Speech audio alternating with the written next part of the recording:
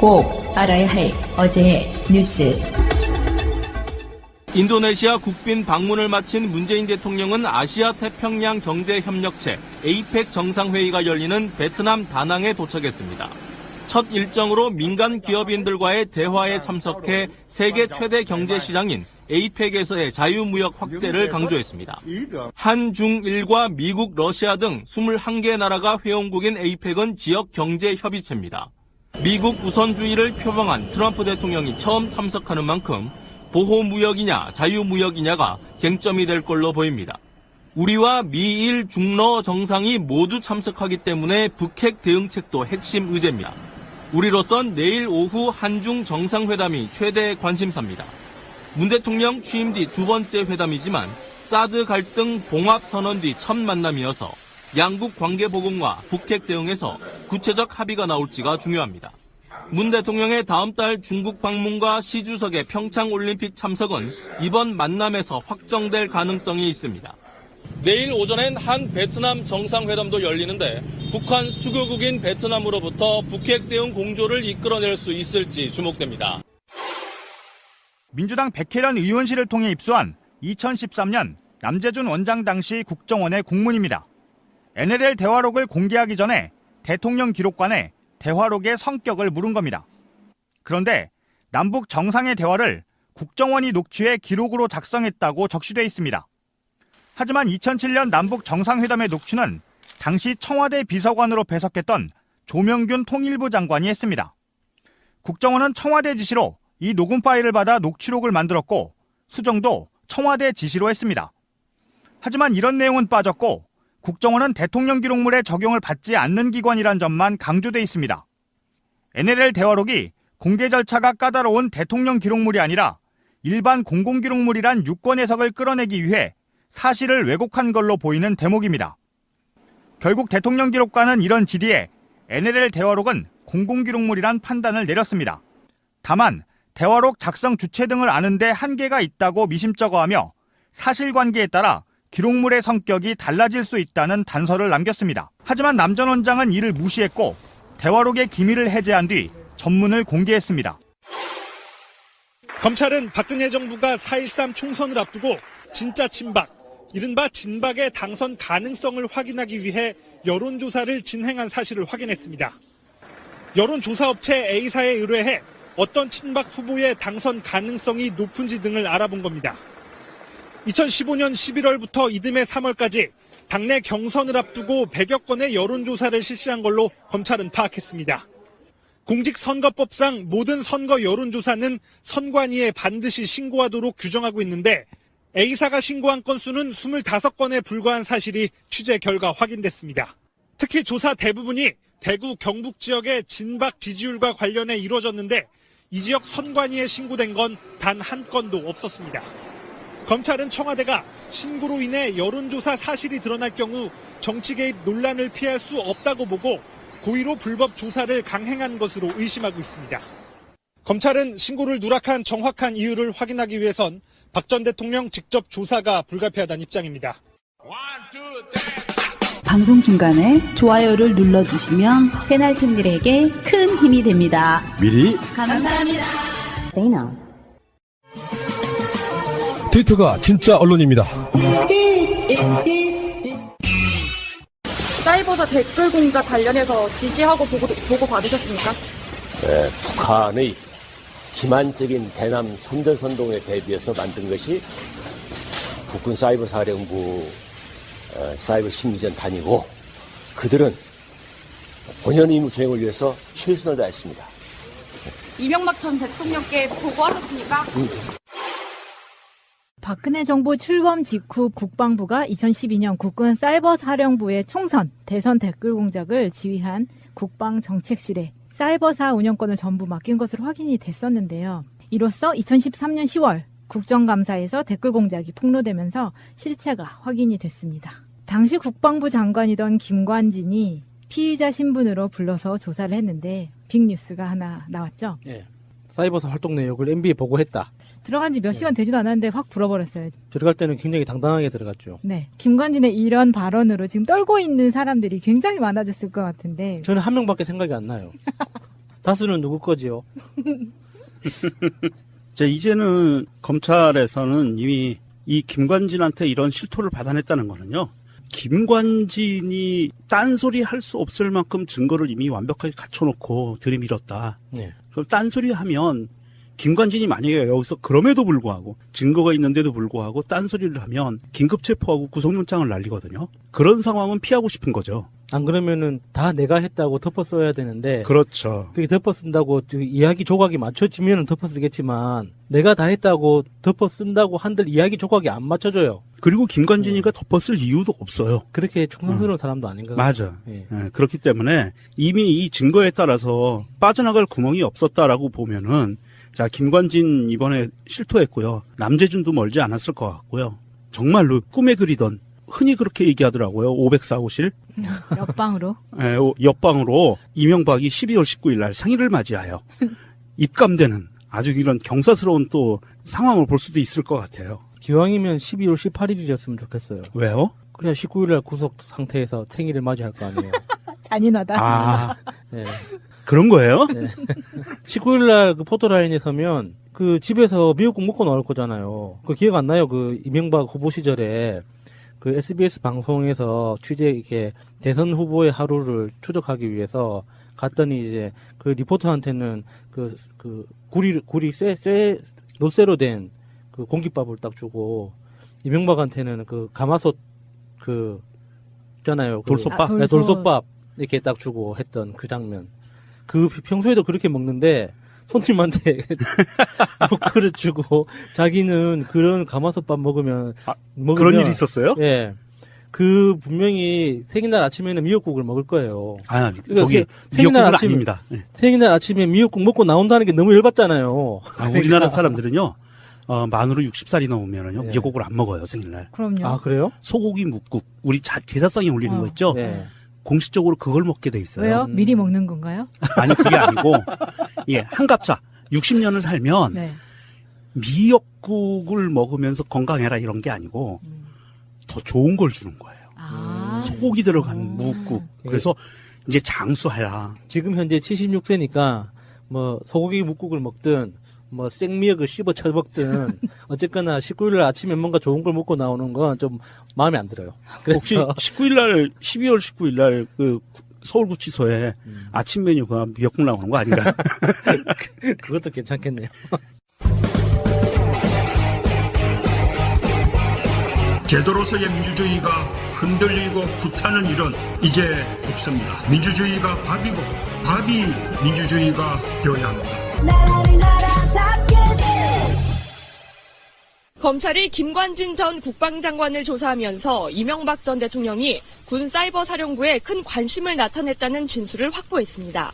이 전 대통령은 청와대에서 김 전 장관에게 수시로 사이버사령부의 활동을 보고받고 회의도 한 것으로 알려졌습니다. 이 자리엔 청와대 핵심 관계자가 배석했던 걸로 검찰은 파악했습니다. 또 검찰이 확보한 사이버사령부 문건엔 사이버사령부 군무원을 늘리기 위한 예산을 확보하는 과정에서 기재부 검토 사항이 아니고 대통령 지시라고 적시해 기재부의 예산 심사조차 건너뛰었음을 드러냈습니다. 사실상 관련 예산을 청와대가 챙겨준 겁니다. 다만 김 전 장관은 자신과 대통령의 이런 관심이 북한이나 종북 세력의 사이버 여론전에 효과적으로 대응하기 위한 순수한 목적이었을 뿐이라고 주장한 것으로 전해졌습니다. 검찰은 김 전 장관의 구속영장에 청와대나 이 전 대통령 관련 내용은 포함하지 않은 것으로 확인됐습니다. 김 전 장관의 혐의에 우선 집중해 신병을 확보한 뒤 윗선을 캔다는 입장입니다. 어쨌든 이게 김관진이 이번에 이렇게 실토를 하고 다음에 남재준이가 실토를 하고 그러면 아마도 이제 이게 수사가 빨리 진척이 될 것 같고요. 현재 이 상태만 해도 아마 검찰에서는 이제 이명박이를 소환하는 거에 대해서 시기 조율이 들어갔을 거라고 봅니다. 내부적으로. 이게 지금 사건들이 너무 이렇게 하나하나가 너무 크고 굵직굵직하고 지금 이제 김관진 그 전 장관이 지금 사이버 활동 내역을 FBI한테 보고했다고 이렇게 인정했기 때문에 이제 구속 가능성이 커졌잖아요. 이것만 해도 엄청나게 큰 사건이죠. 근데 이제 남재준 국정원장이 검찰 소환됐잖아요. 또 그거는 또 그것대로 커요. 박근혜한테 뇌물을 상납했다고 지금 의혹을 받고 있는데 그거는 단순히 그냥 돈 몇 푼 줬다 이런 그 차원을 떠나서 정치 개입하고 연결돼 있고 또 그 정치 개입 자체가 댓글 또 그 활동하고 또 연결돼 있잖아요. 각 인물 한 명 한 명의 사건이 굉장히 큰데 그것들이 또 미세하게 또 연결돼 있어요. 아래로는 실뿌리처럼. 그래서 굉장히 복잡해요. 전체 그림들이. 그러니까 이 남재준이 검찰 소환돼서 들어가면서 국정원은 자유민주주의 수호에 보르고 최고의 전사들이라고 얘기하고 들어갔는데 김관진이 MB한테 보고해버렸다고 우리가 탁 털어버렸으니 들어가서 뭐라고 그럴지 모르겠어요. MB가 시키면 이거는 MB는 국가였나? 그렇게 되는 건가? MB가 뭐 명시적으로 시켰다고 인정은 안 하겠죠. 자기가 이렇게 나중에 조사를 받는 한이 있더라도 자기는 뭐 이렇게 시킨 적이 없다고 하겠지만 이게 누군 다 알잖아요. 그 최종적인 책임자가 누군지는 너무 뻔한 거니까 MB가 이제 나중에 조사받는 과정을 또 지켜봐야죠.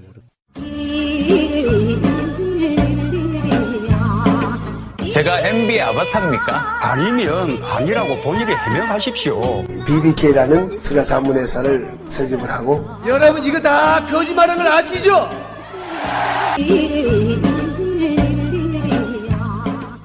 지금 어쨌든 전체적으로 검찰이 수사해 나가는 방향성을 보면 최정점에는 아마도 MB가 있는 거가 당연한 거예요. 이 MB를 노리고 한다기보다는 최종 결재권자가 MB였으니까. 그렇죠.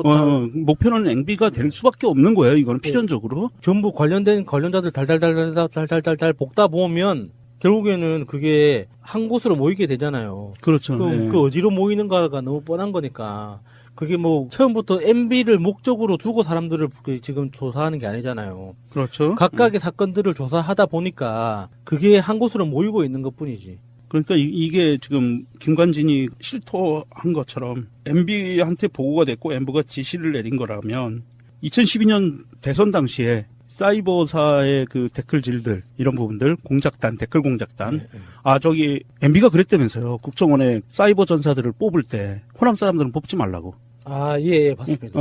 우리 편으로만 뽑아라 그랬다면서요. 그러니까 착각들 하지 마시고요. 호남 사람들은 댓글 부대에서도 배제가 됐었습니다. 그랬었고 그렇다고 봤을 때 이거는 좀 총체적으로 MB가 아마 올해를 넘기기는 정말 어려울 것 같아요. 올해 넘겨서 좀 장수하기는 힘들 것 같고. 주진우 기자 트윗. 카카 어디 가세요? 아직 먹을 게 있어요. 이명박 전 대통령은 12일 일요일 12시 45분 대한항공으로 바레인으로 출국할 예정입니다. 환영객은 출발 1시간 반 정도 전에 VIP실 근처에서 기다리면 될 듯합니다. 이런 증거들이 모이는 속도를 본다면 이미 박근혜는 뭐 이제 재판 진행 중이니까 재판에 관계된 거 하고 그다음에 이번에 국정원 뇌물 사건, 메간 매직 사건 이건 이제 별도의 기소 내용이겠지만 이제 병합 심리는 좀 안 했으면 좋겠어요. 왜냐하면 병합 심리 하게 되면은 죄가 그렇게 많이 안 늘어나거든요. 그래도 이 실형이 그 국고손실죄, 이 국정원에서 특수활동비 상납한 이거에 대해서 국고손실죄가 지금 적용되고 있잖아요. 뇌물죄하고. 근데 그거는 지금 남재준만 적용이 되고 있는 거죠. 결과적으로는 박근혜까지 다 포함될 수 있는 거죠. 네. 근데 이제 지금으로는 피의자 신분으로는 남재준이 받고 있는 거고 최근에 이제 검찰 관계자가 박근혜가 상납받은 돈은 청와대의 합법적인 특수활동비와는 전혀 섞이지 않고 비밀리에 관리되면서 사용됐다고 밝힌 바가 있어요. 그러니까 완전히 딴 주머니로 움직였다는 얘기죠. 그 얘기가 쉽게 얘기하면 섞였다는 거는 너무 순한 표현 같고 청와대의 특수활동비 100억 정도 되는 이 특수활동비 외에 별도로 박근혜가 따로 관리를 했다라는 의미로 받아들여야 되고요.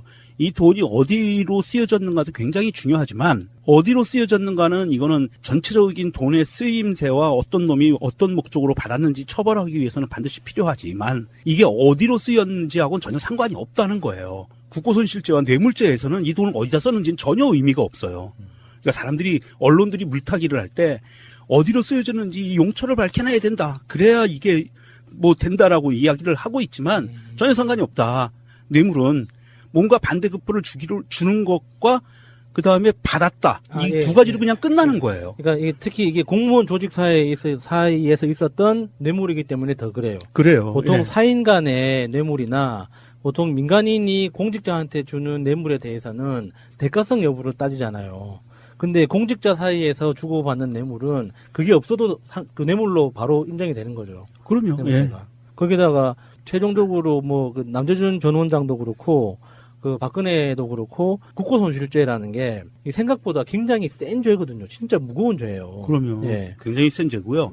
제가 아까 이제 병합 심리를 좀 하지 말았으면 좋겠다라고 이야기한 게 왜 그러냐면 1억 이상 되는 죄는 10년 이상의 징역에 처할 수 있는 거거든요. 지금 박근혜가 기소되어 있는 것 자체에 뇌물도 들어가 있어요. 예. 그러니까 여기 병합 심리를 해버리면 만약에 박근혜가 10년 받았어 그래봐야 여기에 플러스 얼마 안 돼요. 이 죄가. 근데 이걸 따로 하잖아요. 그러면 여기서 10년 받았으면 이번 건에서도 10년 또 받을 수 있는 거예요. 그래서 아예 그냥 영구히 대한민국이라는 나라에서 박근혜라는 사람은 교도소 안에서 그냥 밖에 나오지 못하게 언론에도 차단시킬 수 있는 방법이기도 하다라는 생각 때문에 병합 심리를 좀 안 하고 따로 심리를 진행했으면 좋겠다. 검찰한테도 그런 이야기를 좀 부탁을 드리고 싶은 거고요. 그렇게 해봤자 박근혜가 재판에 출석을 안 할 것 같아요. 하거나 말거나 뭐 골속 재판하면 되니까 그거 큰 의미가 없고요. 시간은 좀 더 걸리겠지. 자, 국가정보원 개혁위원회에서 의혹이 제기됐던 15개 사건에 대한 조사 결과를 모두 밝혔습니다. 그 적폐청산 태스크포스를 만들어서 세월호 참사 사건 포함해서 15개에 대해서 발표를 한 건데요. 이 조사가 완료되고 나서 54명을 수사 의뢰 권고하였습니다. 15개의 사건은요. 화교 간첩 증거 조작, 이거 유우성 씨 사건이죠. 예, 맞아요. 세월호 참사 관련 의혹, 그리고 NLL 관련 남북 정상회의로 공개, 18대 대선 국정원 댓글 조작, 좌익 교수 필명 사건, 헌법재판소 사찰, 박원순 시장 사찰, 문학의 블랙리스트, 최동욱 전 검찰총장 뒷조사, 추명호 전 국장의 우병우 청와대 전 민정수석 비선 보고, 극우단체 지원, 노무현 전 대통령 수사 개입 및 논두렁식의 피의사실 공표 의혹, 이탈리아 해킹 프로그램을 이용한 민간인 사찰 및 선거 개입, 명진 스님 사찰, 야권 지자체장 견제 활동 등입니다. 아, 우리가 궁금했었던, 항상 궁금해하고 우리가 파헤치고 있었던 사건 대부분들이 들어가 있네요. 이 하나하나가 네.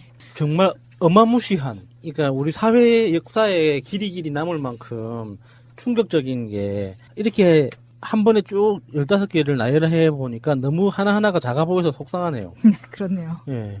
그런데 또 의외로 15개에 좀 꼼꼼함이 또 보여요. 그냥 크게 세월호 참사 사건 이렇게 하는 게 아니라 또 그 안에서도 세부적으로 나눴는데도 15개가 된다는 건데.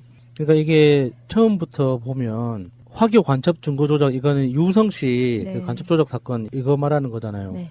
이건 이번에 유우성 씨가 극적으로 드러났죠. 조작 여부 자체가 조작했다는 그 증거들과 정황들이 드러나서 국정원에서 두 손 두 발 다 들어서 이렇게 인정할 수밖에 없는 상황이지만 이게 70년대 초반, 60년대 후반부터 도서 지역을 중심으로 해서 그 간첩 조작 사건이 일상적으로 있었다는 의혹도 있어요. 그래서 이 과거사에 대해서 이렇게 과거 의문사나 과거사에 대한 정확한 규명이 필요하다고 계속 주장하는 이유가 거기 있거든요. 그럼 그때도 섬에 사는 사람들의 무고한 시민들을 잡아다가 그렇죠. 간첩 만든. 그러니까 연고자가 없는 사람.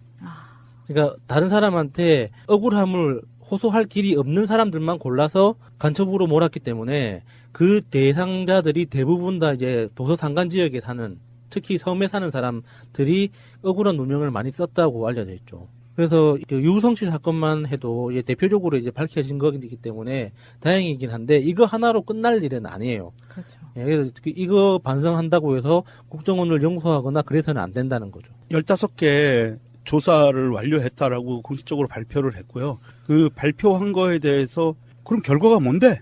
라고 사람들이 물어볼 수가 있는데요. 요즘 우리가 신문, 뉴스, 인터넷을 통해서 접하는 모든 박근혜, 이명박 정부 관련해서 적폐에 관계된 새로운 소식들은요, 다 국정원 말이에요. 댓글 사건. 네. 그 다음에 NLL 관련. 그때 청와대에서 이거 유출된 거다라고 네, 지금 나왔잖아요. 네. 예, 청와대에서 유출해서 김무성이한테 간 거야. 선대본부장이었던. 이런 것까지 다 밝혀지는 것들이 이게 지금 국정원에서 나온 뉴스들이고요. 그러니까 이러한 것들에 대해서 소소히 다 지금 밝혀내서 검찰에 수사 의뢰를 권고했고요. 전직 국정원장 등 직원 4명하고 민간인 50명을 검찰에 수사 의뢰를 한 거고요. 그런데 지금 아쉬운 거는 아쉬운 점이 많죠. 네. 이 아쉬운 부분은 사실은 과연 이 개혁위가 제대로 국정원 내부에 대한 15개의 조사 사항들에 대해서 제대로 파헤칠 수 있었을까. 저는 그 부분도 굉장히 좀 한계가 있지 않았을까 싶고요. 네. 저도 그게 너무 네. 답답하더라고요. 서훈 국정원장이 현재 국정원 개혁위원회 자체가 수사권이 없어서 조사만 할 수 있지, 조사 활동의 결과를 바탕으로 수사가 필요하다고 생각하는 건 수사 의뢰를 할 것이다라고 이제 밝혔을 때 답답하다고 생각했던 게 그거예요. 국정원이 그동안 민간인들, 우리 국민들을 대상으로 했던 건 수사라는 수사 활동, 조사 활동이라는 말로는 표현이 안 될 만큼 사찰을 했던 조직이잖아요.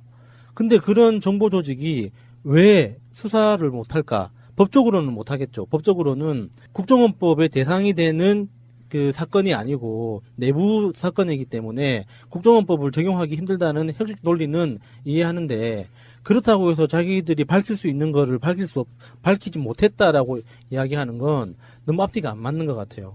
지금 이 사람들이 했다고 하는 그 의혹들 자체가 사실 법이라는 법의 테두리를 다 뛰어넘은 것들이잖아요. 근데 이제 와서 법을 지켜야겠지만 말하다 보니 계속 꼬이네요.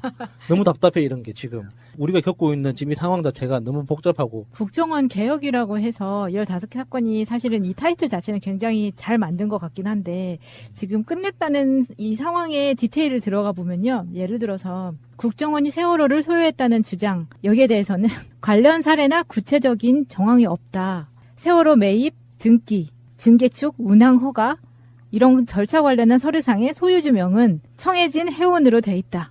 그러므로 우리가 의심했었던 양우회가 청해진 해운의 주식과 선박펀드 등에 투자한 사실도 없다. 이렇게 결론을 지었어요. 그렇게 단순하게 드러나는 것만 보면 그렇죠. 그런데 얼마 전에 블랙하우스, 김호준 씨의 블랙하우스에서 그 회계사가 증언을 할 때 그랬잖아요. 아, 네. 청해진 해운의 주식 구조 자체가 굉장히 특이하다. 보통 일상적이지 않다. 네. 그리고 대주주로서 유병헌 일가가 40% 이상을 가지고 있는데 50% 이상을 다수의 일반인이, 신원을 확인할 수 없는 일반인이 50% 이상을 소유하고 있다.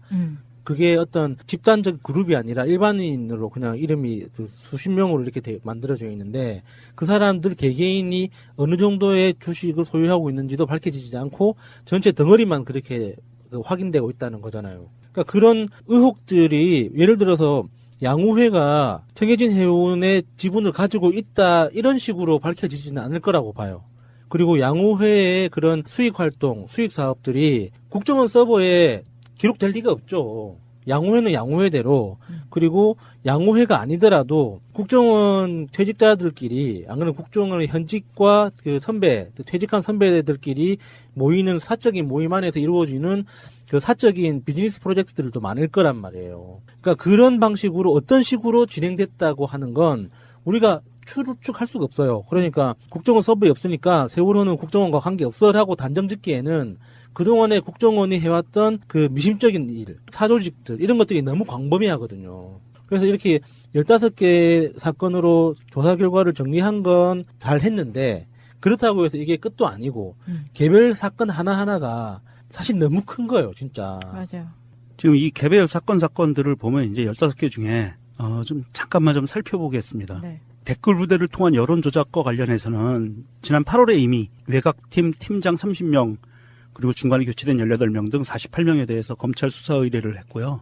그다음에 정치인, 교수 등 그 이명박 정부 비판 세력에 대한 제압 활동, 이거에 대해서도 원세훈 등을 검찰에 수사 의뢰할 것을 권고를 이미 했고요. 그다음에 국정원 간부의 청와대 비선 보고 사건, 우병우한테 직보한 거, 이거에 대해서는 추명호 전 국정원 국장에 대해서 검찰 수사 의뢰를 이미 권고했고요. NLL 관련해서는 이게 청와대 외교안보수석실에서 유출된 거라는 조사 결과를 발표했고요. 그래서 이 부분에 대해서는 외교안보수석실 관계자들을 공공기록물 관리에 관한 법률 위반으로 수사 의뢰를 권고했고, 남재준도 이번에 이거에 대해서 비밀엄수 위반 혐의로 수사 의뢰를 권고했습니다. 보수단체 지원 사건 이 부분에 대해서도 광역단체장이나 이런 사람들을 국정원이 동향을 항상 파악을 하고 있었고, 보수단체를 활용해서 견제 활동을 벌인 것으로 이미 이렇게 드러나 있고요.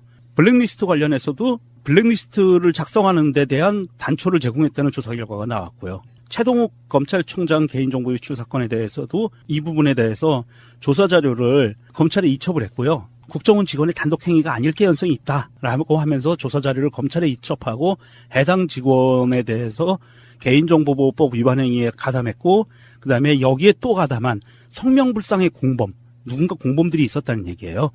공범에 대한 수사 의뢰를 권고했어요. 근데 제가 보기에는 이 성명불상의 공범은 아마도 이게 검찰 조직에 있지 않을까 싶기도 해요. 네. 그렇게 했고, 노무현 전 대통령 수사관여 사건에 대해서는 KBS 보도국장이 뇌물 현금 200만 원 수수하고 보도를 그렇게 했다. 이런 것까지 해서 수사 의뢰했고, 좌익교수 사건, 헌재 사법부 사찰 사건, 이거는 RCS, 요거에 대해서는 구체적으로 발견이 되지 않았다네요. 요 부분이 지금 안타까운 부분이에요. 요 부분은 구체적으로 불법 사항이 아니더라도 정당하게 했더라도 이것이 정말로 이런 사항들이 벌어졌다고 하면 이거는 발표를 했어야 되는데 불법 사항이 발견되지 않았다라고 하는 것은 불법 사항은 아니더라도 무언가 정보들은 발견이 됐다는 얘기거든요. 이 안에서. 네. 좌익교수 사건, 헌법재판소 및 사법부 사찰 사건, RCS를 통한 민간인 사찰 사건에 대해서 충분한 정보가 있었다, 발견이 됐다라는 의미고요. 세월호 관련된 거는 이거는 국정원이나 양지회 뭐 이런 데에 대해서 없다라고 단정적으로 얘기할 수 있는 사항이 아닌 것 같아요. 이게 단정적으로 얘기하지 말아야 될 부분인데 단정적으로 얘기한 것 같고, 세월호 관련해서는 그러면 국정원 문건, 국정원 지시사항 그 문건, 그건 어떻게 해명을 할 것인가. 그런 사항들에 대해서 국정원이 깊이 있는 고민을 해봤는가. 이런 그 고민들을 해봐야 돼요. 유우성 씨 관련해서는 유가려 씨에 대해서 가혹행위 등과 관련된 것은 증거가 나오지 않았다.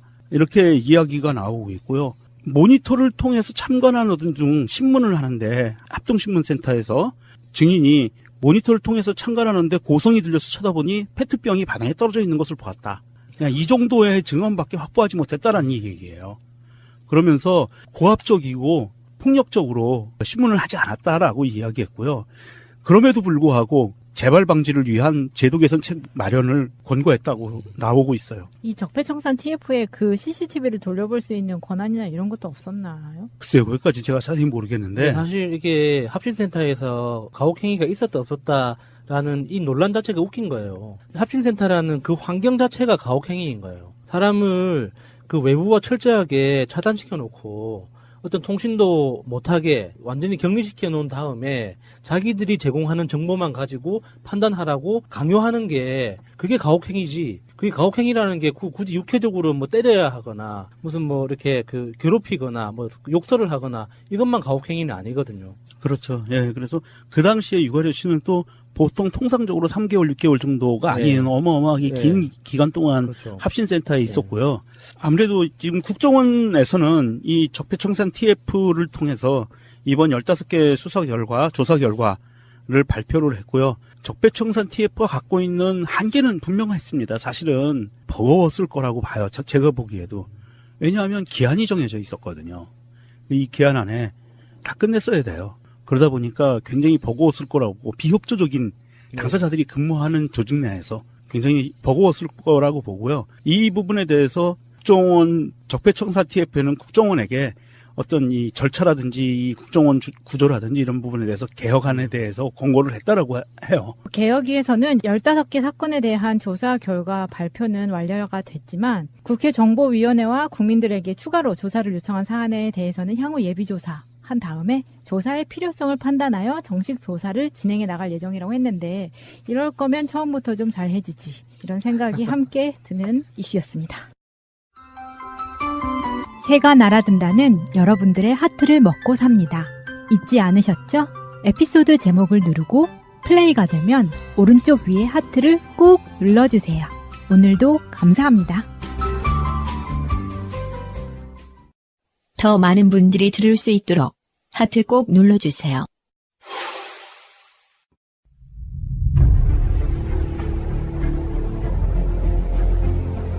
국민들은 국가의 존재 이유가 무엇이냐고 물었습니다. 어려울 때 국가가 든든하게 지켜주고 있다는 믿음을 주어야 합니다. 그것이 국가의 존재 이유입니다. 자, 2부 시작하겠습니다. 1부의 이야기를 들어보니까 2부에서도 엄청난 얘기가 나올 것 같은데 2부 다시 시작하겠습니다. 아까 그 녹색 단벌 구했을 때 굉장히 감동받았다고 막 그런 이야기를 했을 때 그게 그렇게 감동받을 만한 일이 아니라고 하셨는데 비슷한 이야기를 해요. 사탕가루는 구경조차 하기 어려워서 고급 간부의 집에서도 귀한 손님이 와야 쓰는 거다라고 했었거든요. 이 사탕가루가 일단 설탕이죠. 네, 사탕가루라는 게 설탕이거든요. 북한은 쿠바에서 그 사탕가루 들여와요, 설탕을. 협약이 되어 있어서. 네, 네.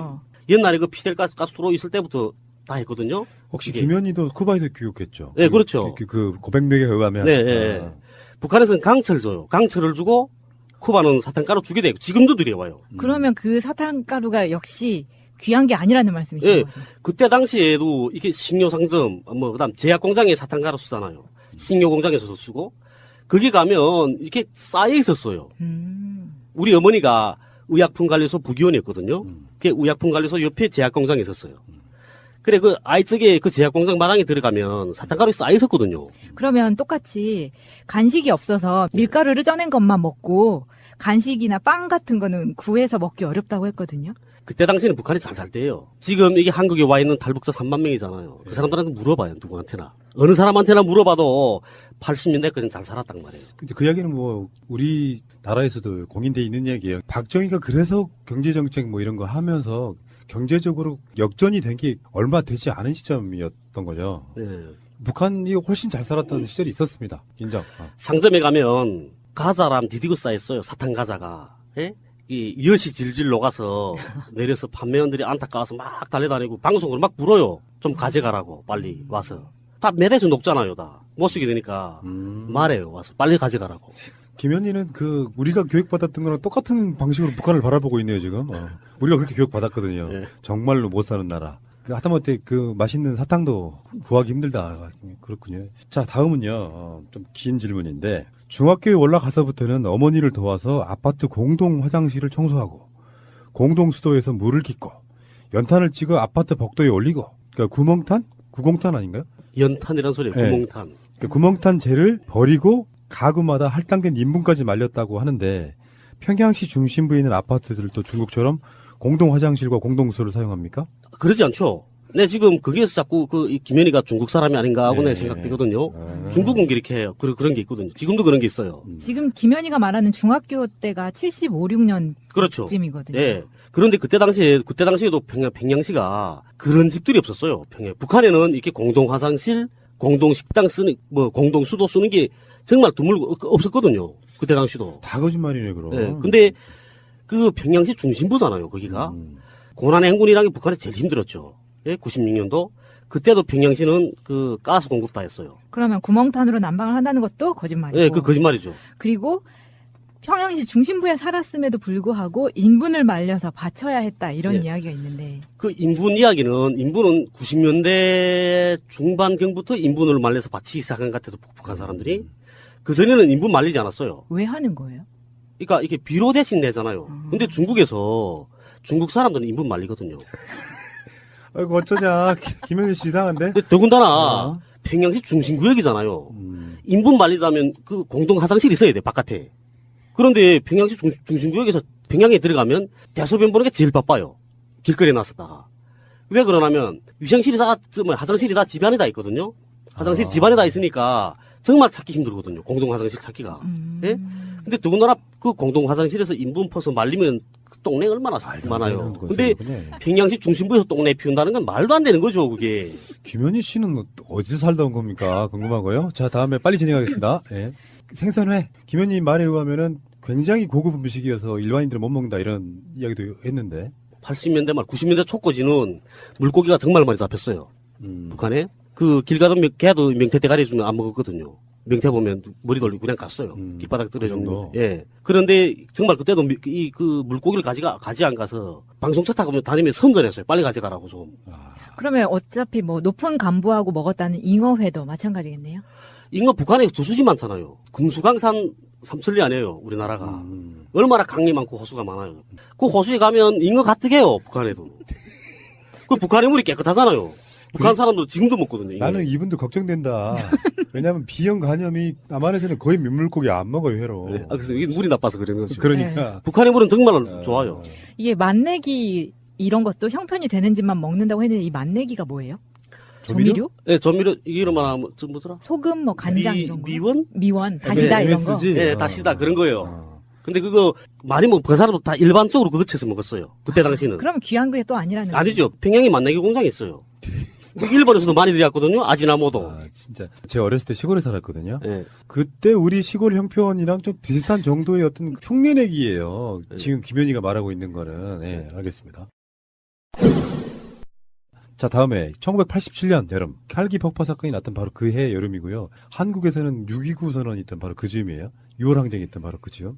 여름에 짧은 옷을 입었기 때문에 담당 지도원이 어깨에 상처가 있는 것을 보고 성형 수술을 결정했다고 한다. 신체 검사를 할 때 몸에 난 상처가 같은 것은 보지 않는가? 무슨 소리예요 이게? 그러니까 흠집 있으면 안 되죠. 특징적인 흠집 있으면 안 되거든요. 네. 그거는 불합격 맞아요. 신체 검사할 때 저래. 그래서 특징적인 흠집을 만약 신체 검사할 때 당시에 그런 흠집들이 있으면 불합격 맞는 건 첫째고, 그리고 그게 신체 검사 표에 그런 게 다 기록되거든요. 아, 근데. 그래서 담당 지도원이 뭐, 그때 가서 알았다는 건 그 말이 안 되죠. 그러네. 그러니까 담당 지도원이 직무유기한 거예요. 왜 이런 게 있어요. 비행기 타는 사람들 중에. 흉터가 큰 사람들은 불합격인 게 이유가 있어요. 이게 기압이 낮아지면은 그게 터진다는 그런 게 있거든요. 그래서 그런 특수공작원 뭐, 우리로 말하자면, 이런 걸 선발할 때는 이미 그게 다 기록이 돼 있다는 거죠. 그렇죠. 그러면 공작원 전용 병원, 9.15 병원에서 성형수술이 실패한 것이 북한의 의료기술이 낙후했기 때문이라고 했는데, 그때 당시에 북한의 의료 시술이 낙후돼. 북한이 위액과 부문은 대단히 발전했거든요. 그리고 그 공작원들 그 치료하는 병원이잖아요. 네. 공작원들 전문 공작원들만 치료하는 병원이면 위액과가 발전돼야 돼요. 위액과가 뭐 훈련하다 다치고 이러면 기본적으로 위액과 치료받잖아요. 그러면 이 어깨 같은데 뭐 난 상처를 치료하는 그런 성형 같은 거는 성형에서도 가장 초보적인 거잖아요. 그거는 힘이 안 드는 거예요. 그게. 북한은 61년도 때예요. 그때 3도 하상 입은 아이를, 그것도 함흥에서, 평양도 아니고, 함흥 의대에서 3도 하상 입은 아이를 완치해가지고 사회생활 시킨 그런 일이 있어요. 북한에서. 그러니까 그만큼 북한에서 이 성형이 발전했다는 거죠. 외과 수술이. 정반대로 말하고 있네요. 그런데 김현희 그건 모르는 거예요. 김현희 씨는 어디서 왔을까요? 계속 묻게 됩니다. 김현희가 또 그 폐쇄된 사회에서 정보라고는 얻을 것도 없고 독서도 제대로 할 수 없고 그래서 자기가 너무 무식하다는 거예요. 그러니까 제가 이게 북한 출신이라고 하면 이분이 무식하다는 이유 이게 지금까지 우리가 반박했던 게 김현희가 정말 북한 출신이면 이건 책도 못 읽고 공부한 게 없어가지고 무식해서라고밖에 설명할 수가 없는데 이건 농담이고요. 일반 상식이나 세계 정세와 문화에 대해 많이 배워야겠다는 생각을 하고 있다는 걸 썼고요. 근데 북한에서는 독서도 제대로 할 수 없습니까? 북한에도 도서관이 있고 북한에 인민대학 식당도 있잖아요. 도서관 다 있어요. 학생 도서관도 있고 도서도 많이 구할 수 있고. 그 어렸을 때 그 세계 아동 전집도 다 보셨다고 네, 하고. 세계 문학 선집 다 봤어요, 나. 심지어 바람과 같이 사라지다. 네, 예? 영화. 미국 소설도 책 있어요. 북한에는 미국 소설 그 세계적 흐름이나 중에 서로 교양으로 살아야 될 거는 북한도 배운다 이런 얘기인데. 네, 그러지 않고. 북한 간부들 아까 말한 것 중에 국제정세의 이런 부분은 폐쇄됐기 때문에 외부 상황을 모르는 겁니까? 아니면 어떻게 되는 겁니까? 이 간부들 자체도 국제정세를 모르면 안 되잖아요. 세상이 돌아가는 걸 알아야 돼요, 간부들은. 네, 간부들한테는 참고신문이라는 게 따로 나오거든요. 간부들만 하나는 거에 따로 나와요. 다 봐요. 아마 이 김현희도 만약 공작원이었다면 참고신문 대상이거든요. 해외에 나가는 사람들인데 세계 정세를 모르면 안 되죠. 세계 상식을 모르면 안 되고. 그 사람들한테 숨기면 안 된단 말이에요. 그리고 외국어 교육도 다 시켰을 거고. 예, 그렇죠. 그런데 이 김현희는 외국에 다닌다는 게 정말 그 해외에 나가는 공작원이라는 게 무슨 그 일반 여행자들이 들고 다니는 거 무슨 영어 회화집 뭐 이런 거 들고 다녀요. 보면 그렇더라고요. 홍광철님 정말 예리하시다. 나 처음에 보고 무슨 말인가 못 알아먹겠다 싶은 얘기들이 꽤 있었는데 쏙쏙 들어옵니다. 김현희는 배움의 천리길을 걸었는데 배움의 천리길은 백두산에서부터 만경대까지의 길이라고 이야기를 했어요. 그럼 이 배움의 천리길은 어떤 길이에요? 이게 진짜로 있는 길이에요? 예, 있어요. 그게 뭐예요 이게? 김현희 책에도 썼거든요. 뭐 원래길 이런 겁니까? 아이 그런 게 아니고 김일성이 12살 때 아버지 김현희가 책에 그렇게 썼어요. 12살 때 아버지 김영직이 그 조선어를 배우라는 그 말을 듣고 그 백두산에서부터 평양의 그 만경대까지 걸어간 길이다. 이렇게 썼거든요. 그런데 배움의 천리길은 첫 시작이 중국 팔도구예요. 아, 그 백두산이 아니네요. 예, 팔도구에 살았거든요. 그 당시 김일성이 어린 시절에는 아버지가 같이 팔도구에 살았어요. 그래 팔도구에서부터 저 만경대까지 걸어간 그 길이죠. 백두산이 아니고? 예. 그 다음에 그러면 연속해서 광복의 천리길도 걸었다는데. 네. 광복의 천리길은 지금, 만경대에서 백두산까지요? 거꾸로 이야기하는 네, 거꾸로 이야기하는 거죠.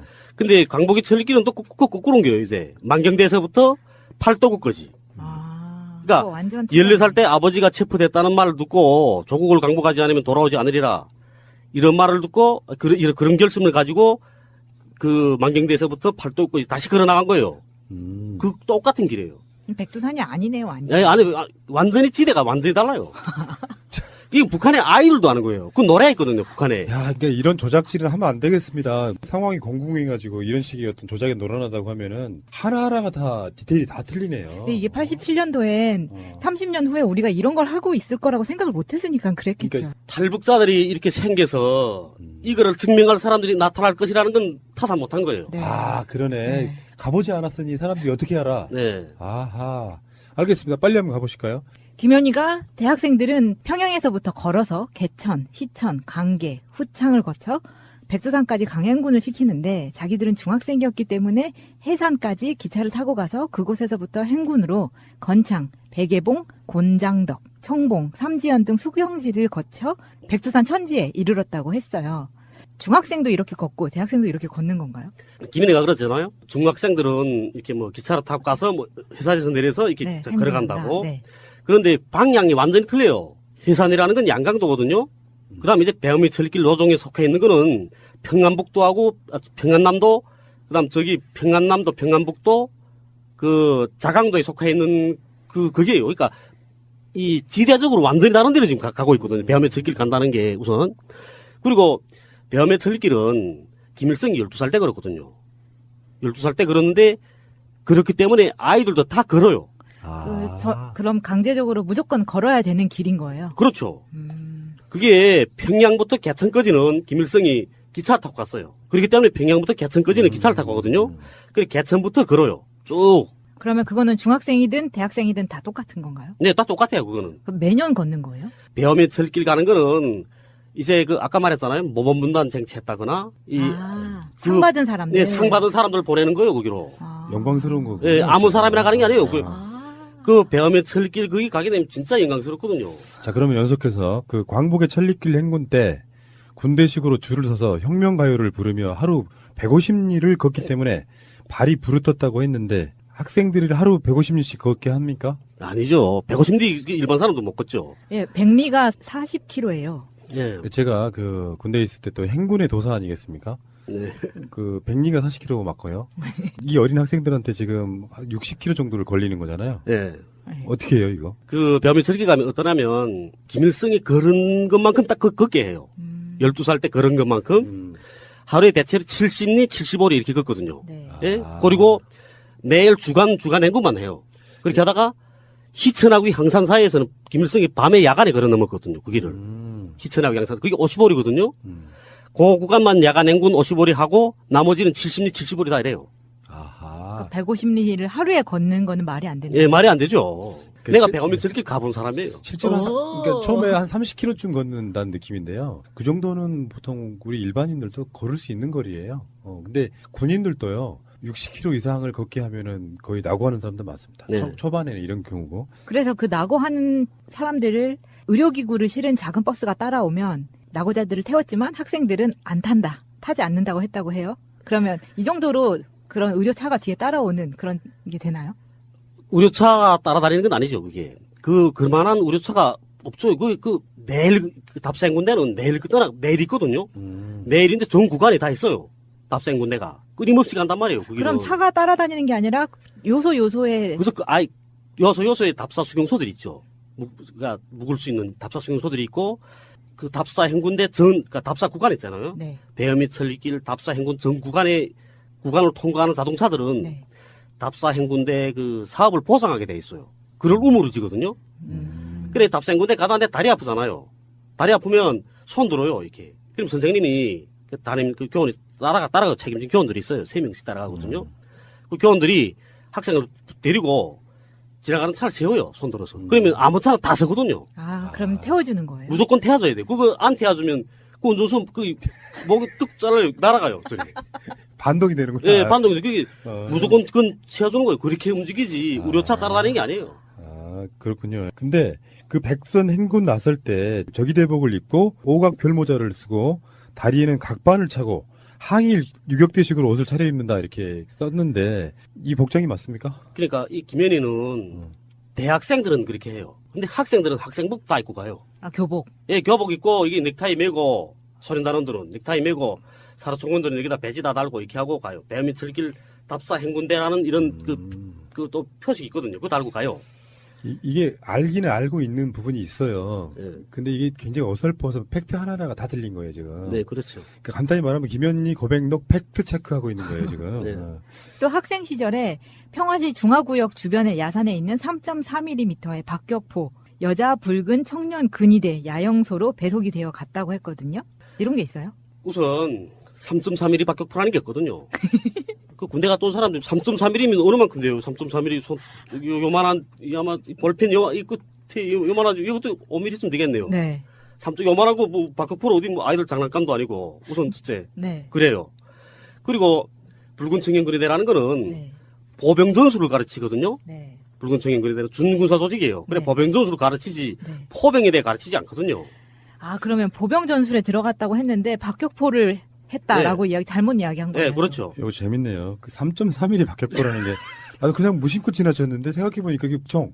네, 3.3mm 뭔가 그러면 단위가 틀린 건 아닐까요? 실수로? 33mm? 33mm 포라고 할 때는 군사에서 포라고 할 때는 30mm 이상부터 포라고 해요. 근데 33mm 박격포는 없어요. 33mm 생각해봐요. 요만한데. 그러니까 여기 무슨 박격포예요? 그러니까 이게 포 개념은 약간 포물선 개념이라고 보면 돼요. 산 너머에 있는 걸 써야 되는데 직선으로 쏠 수가 없잖아요. 그래서 산을 넘기려면 이렇게 포물선을 그리는 걸 주로 그런 용도로 쓰는 게 포고요. 쏘는 건 웬만한 사이즈까지는 총이에요. 직진으로 나가는 거. 근데 그게 특수훈련 받으신 분이 이걸 너무 모르셨네. 북한의 AK 자동소총 그 구경도 7.62mm예요. 근데 3.4mm 자동소총보다도 총탄이 절반도 안 된다는 거예요. 제가 봤을 때는요, 당시 안기부 직원들 뭐가지 날려야 돼요. 이렇게 허술하게 이렇게 하시는 법이 어딨어요, 지금. 야, 그러니까 30년 후 북한에서 내려오신 분들이 다 지금 반박해주고 있는 김현희의 소설입니다, 이건 제가 봤을 때. 그리고 이 붉은 청년 근위대 지휘관들이 모두 현역 군인들인가요? 아니에요. 붉은 청년군이라는 준군사 조직이거든요. 거기는 별 박은 사람이 없어요. 그러니까 군사친구 달고 있는 사람들이. 그런데 김현희는 다 현역 군인이라고 했거든요. 그러니까 이렇게 가보지 못한 거죠. 이렇게 된 것 같아요. 제가 봤을 때는 우리나라에도요 동사무소 같은 데 가면 민방위 훈련하고 예비역 장교들이 있어요. 그래서 비상 전시 체제에서는 그런 사람들이 동원되긴 하지만 신분은 민간인 사람들이 있습니다. 약간 좀 비슷한 게 아닌가요? 예, 그렇죠. 그런 예비역들이 하고 있거든요. 그러면 김현희가 자기는 여자 붉은 청년 근위대라고 했는데 이게 성별 이렇게 구분이 돼요? 성별 구분 안 해요. 그러면 그냥 붉은 청년 근위대. 예, 붉은 청년군이 되죠. 그게 남자 여자 다 속해 가요. 다 같이. 다 같이 가서 여자 병실 따로 남자 병실 따로 이렇게 하는 거죠. 근데 말씀하신 게 붉은 청년 근위대는 보병 전술이라고 하셨는데 김현희가 실탄 사격을 했는데 200m 거리에서 3발을 명중시켜야 했는데 자기는 2발밖에 명중시키지 못했다. 책에 이렇게 쓰면서 점수 평가를 했다고 나오거든요. 근데 북한은 이 사격할 때 점수 평가를 해요. 여기처럼 김현희 말처럼 한 발 맞췄다, 2발 맞췄다 이렇게 말하는 게 아니고 점수로 이야기한다는 거죠. 예, 이 원형 그 목표판 있잖아요. 8호 전신형, 뭐 5호 반신형 이런 목표판에 동그라미 끄었어요 이렇게. 그래서 여기 가운데 맞추면 10점, 그 옆에 9점, 8점, 7점 이렇게 쭉 되어 있거든요. 그렇게 해서 맞춰서 3발을 쏴서 뭐 29점 맞으면 내 우 맞았다 이렇게. 우량급 이렇게 평가거든요. 그래서 아이들이 말할 때도 그래요. 야, 니 사격 가서 그 몇 점 맞았나 이렇게 물어보지 몇 발 맞췄나 이렇게 물 안 봐요. 저도 이제 공감하나 할 수밖에 없는 게 사람의 모형을 갖고 지금 이걸 타겟 우리가 말하는 그걸 하는 거거든요. 근데 팔 맞는다고 죽지 않아요. 그러니까 심장을 맞춰야 죽는 거예요. 그러니까 심장을 중심으로 점수판이 그려져 있는 거예요. 그러니까 치명적인 타격을 입힐 수 있는 것일수록 점수가 높은 거겠죠. 근데 그렇죠. 지금 이 사람은 내가 봤을 때 무슨 MT 가서 무슨 게임 하듯이 내가 저걸로 야구공으로 2개는 맞췄고 하나는 못 맞췄다 이렇게 말하고 있는 거거든요. 이건 말도 안 되는 것 같아요. 제가 봐도 말이 안 됩니다. 일단 보병이 실탄으로 사격 연습은 하긴 하는 거네요. 네, 그렇죠. 그렇지만 박격포 교육은 하지 않는 거고. 네, 그렇죠. 포병과 보병의 차이. 아이들한테 다 박격포를 어떻게 배워줘요? 뭐 배워줘요, 박격포 아이들한테. 북한도 사람 사는 곳이다. 네, 총 쏘는 거는 배워줄 수 있죠. 근데 포는 달라요, 다루는 게. 그게 이러는 건 있어요. 어른들도 총 쏘는 것도 사실 무서워요, 써보면. 그러니까 막 소리가 엄청 크고 잘못하면 이렇게 광대뼈가 다치기도 하고 그래요. 잘못 이렇게 어깨에 안착을 하면. 그래서 근데 포는요, 그보다 훨씬 더 위력이 세거든요. 다음에 붉은 청년 근위대에 가서 새벽 5시 반에 소소장의 구령에 따라서 일어나서 밤 10시까지 훈련을 받는다고 했거든요. 그 붉은 청년 근위대는 아까 말했죠 중군사 조직이라고. 네. 중군사 조직이지만 체계는 군대와 똑같은 체계를 가지고 있어요. 거기도 중대장, 소대장, 사관장, 뭐 분대장 이렇게 똑같은 학생들로 이렇게 돼 있고 중대장, 소대장 이런 사람들은 예비역이거든요. 그런데 기상 시간이 되면 중대지길관이 있어요. 거기도 중대지길관, 지길병이. 그러면 그 당직이죠. 막 얘기를 말하면 그런 그 중대지길관이 그 사관장을 깨워요. 그러면 사관장이 일어나서 중대기상하고 구령하거든요. 그러면 기상하고 이래요. 무슨 초소장이 뭐 전달은 그건 말이 안 되죠, 그게. 그리고 김현희가 중학생 때 농촌 지원을 나가면 밥 퍼주는 아주머니의 위세가 대단했다고 했거든요. 예. 그게 말이 안 되는 게 그 농촌 지원 나가게 되면 국가가 모든 걸 공급해요. 식량부터 시작해 기름, 뭐 비누 다 공급하거든요. 그렇게 하면 그걸 가지고 학생들끼리 밥해 먹는 거예요.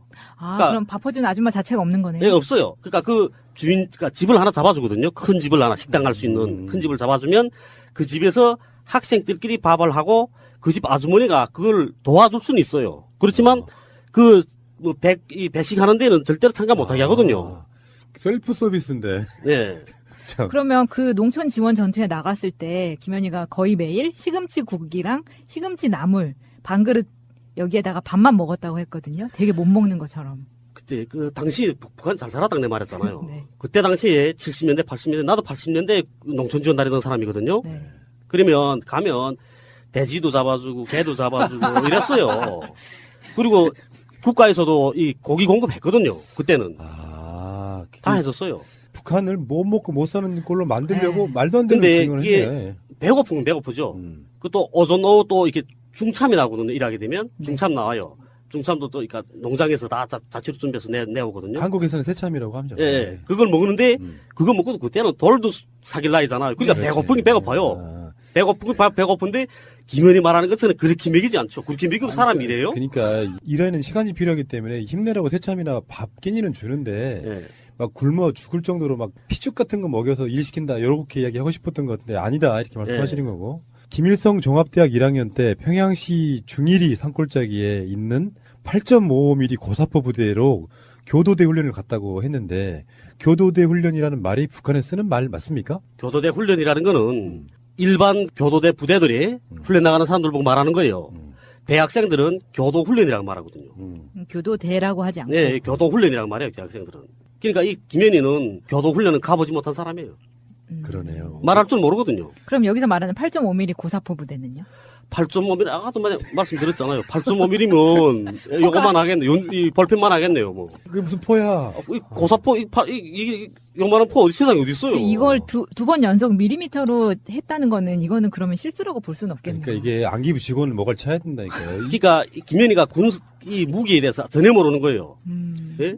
그러니까 미리를 쓰는 그 이유에 대해서 몰라요. 그리고요, 이걸 만약에 M자 하나를 빼고 미터로 하면 또 그것도 말이 안 되잖아요. 네, 말 안 되죠.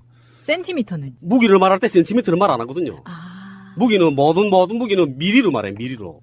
굉장히 정밀해야 되기 때문에. 예, 더 정밀해야 되기 때문에 그러는 거죠. 이상하네요. 그러니까 동네에서 밥 하던 아줌마예요. 그것도 북한 아니고. 네, 북한 아니고. 북한 아줌마도 알아요, 이 정도는. 확실히 그런 것 같습니다. 북한에서 거의 거의 평생 사신 거잖아요. 네. 반생을 살았습니다. 사신 분 입장에서 보면 이게 대체 북한 이야기는 하나도 없는 거잖아요. 네. 사실. 아, 그렇군요. 예. 웃겨요, 나는. 김현 씨 이제 이거 제대로 반박을 좀 해주셔야 될 것 같은데. 다음에 교도대 훈련 기간 중에 중대장이 연대장에게 올리는 보고문을 나르는 기통을 맡았다고 했는데 예. 북한군 중대장은 대대장을 뛰어넘어 연대장에게 직접 보고합니까? 그렇게 못하죠. 기통만 다니고도 예비역 소위의 군사 칭호를 줍니까? 우선 교도훈련 마치게 되면 예비역 소위 주거든요. 그런데 예비역 소위면 이제 전쟁이 일어나면 소위 군사 칭호 달고 소대를 지휘해야 되는 거예요. 소대장이거든요. 그럼 이제 고사포 부대잖아요. 고사포 소대장이어야 되는 거예요. 근데 교도훈련 가서 기통만 다니면 포에 대해 모르잖아요. 그러면 부대를 지휘할 수 없는 거죠. 자기 소대를. 한 개 포를 책임져야 되는데 책임 못 지는 거예요. 여기서 이제 기통이라고 하면요. 한국에서는 아마 전령 이런 개념일 거예요. 네, 맞죠. 문건 날이는. 네. 네, 그런 거예요. 근데 두 번째로 또 뭐냐면 북한은 철저하게 복종 체계잖아요. 중앙 집권 제적. 네. 예? 소대장은 중대장한테, 중대장은 대대장한테, 대대장은 연대장한테 이렇게 복종해야 돼요. 뛰어넘으면 안 돼요. 그렇겠죠. 하나라도 뛰어넘으면. 그런데 중대장이 연대장한테 보내는 문건 나른다는 그 말도 안 되는 거고 사업보고를 한다 그랬거든요. 네. 사업보고 자체를 연대장한테 하는 게 아니에요. 참모부에 하는 거지. 사업보고는 참모부에 하는 거예요. 자, 알겠습니다. 그러면 교도대 훈련 기간에 보초를 설 때도 자동 보총에 실탄을 한 발씩 줬다고 하거든요. 네. 근데 이때 학생인데 실탄을 정말 주나요? 그러니까 그 부대 위치와 임무에 따라서 줄 수는 있죠. 그런데 교도 훈련 간 사람들한테 줬을 것 같진 않아요. 실탄을. 예? 실탄을 줬을 것 같지는 않고 그렇다고 평양시 주변이잖아요. 평양시 주변인데 실탄을 사용할 만큼 그러니까 보초병이 실탄을 사용해야 할 만큼 그 주변 정세가 험악하지 않다는 거죠, 내 말은. 그러니까 실탄을 줬을 것 같지 않아요. 대체로 공탄을 3발 주거든요. 공포탄. 네, 우리 국경기비대 같은 경우에도 실탄 15발 장진하고 그 위에다가 공탄 3발 꼭이에요. 실탄 쏘면 사람 죽잖아요. 그렇죠. 함부로 사용하면 안 되니까 그렇죠. 공탄을 꼭이에요, 거기다. 총기사고 난다고. 네. 그건 우리도 똑같고요. 다음에 그 보초, 그러니까 보초장이라고 썼는데 우리는 이제 밤에 우리 불침번 이런 걸 표현하는 것 같은데 네. 머리맡에 쓰여진 이름을 보고 보초 설 사람을 깨운다고 했다. 네. 근데 북한에서 자고 있는 사람들 머리맡에 이름을 써놓습니까? 그러니까 북한군 병실 내부에 대해서 모르는 거죠. 그건 김현희가. 북한군 병실은 발 밑에 이게 발 밑에 그 침대목에 이름 붙이게 돼 있어요. 군사 규정이에요. 그 내무 규정. 머리맡이 아니라. 네, 머리맡이 아니고. 우리가 군대 쪽 생각나네요. 남한 군대 안 가보셨잖아요. 네, 못 가봤죠. 우리 군대 있을 때 내무반이라고 있는데 네. 마루가 있는 거예요, 양쪽에. 네, 그래서 복도, 그 가운데 있는 복도 네, 쪽으로 머리를 들려서 잠을 자거든요. 네. 아, 우리랑 반대네요, 그러니까. 네. 현실을 전혀 모르는 얘기 같고요. 그리고 이 교도대 훈련 기간 동안에 내복을 한 벌밖에 주지 않아서 세탁해 입기가 너무 힘들었다라고 하는데. 북한군 그 교도훈련 가게 되면 정규군인처럼 똑같이 이 피복 공급해요. 피복을 공급하는데 여름에 여름 내에 2벌 반, 겨울에 2벌 반 이렇게 공급하거든요. 그 한 벌만 줬다는 건 그건 말이 안 되는 거예요. 제가 군대 이야기 좀 해드리면은 다른 건 몰라도 지금 내일이라고 하는 게 한국으로 따지면 팬팀 에리아스 이런 거거든요. 네, 그렇죠. 그런 관점에서 봤을 때는 한 벌만 줄 수가 없어요. 그거는 착취하는 거고 노예 생활이죠. 그리고 북한은 그때 잘 살았다고 말했잖아요. 네. 군대들 정말 잘 먹였어요, 그때. 저도 군대에 있을 때 제가 갖고 있던 팬티, 양말, 메리아스 이런 종류가 최소한 10개 이상 갖고 있었던 기억이 나는데, 네. 그건 북한이 아니니까 그리고 이 교도대 훈련 기간 동안에 탈의실이 없어서 여자 병실 안에 있는 작은 창고에 들어가서 옷을 갈아입었다고 하는데, 이 지금 병실이라고 이야기하는 게 내무반이죠. 네, 내무반이죠. 그러면은 여자 병실인데도 서로 옷을 그냥 대놓고 갈아입는 게 아니고 창고에 가서 한 명씩 들어가서 갈아입었다. 이해가 안 된다, 이거. 북한군 병령 설계 규정이 있거든요. 내무 규정에 있는 거예요, 그게. 중대병령은 우선 병실, 침실이거든요. 네. 그다음에 교양실, 예? 그다음에 중대부라는 게 사무실이에요. 중대부, 사물고라는 게 옷이랑 다 보관하는 그런 데고, 그다음에 탈의실. 아, 탈의실이 따로 있어요? 네, 따로 있어야 돼요. 그게 꼭 빛이 돼 있어야 되는 거예요. 무기고, 그다음에 건조대, 휴식장 이렇게. 아니 근데 여군들만 있다고 하면은 네. 굳이 탈의실이 필요가 있을까 싶기도 한데. 아니, 그래도 옷 갈아입는 건 다 따로 갈아입어야지. 프라이버시를 굉장히 보존해주네요. 우리나라는 내무반에서 그냥 다 갈아입지 않아요? 그렇죠. 우리는 탈의실이 따로 없고. 이성이 따로 있는 게 아니에요. 탈의실이 있어요.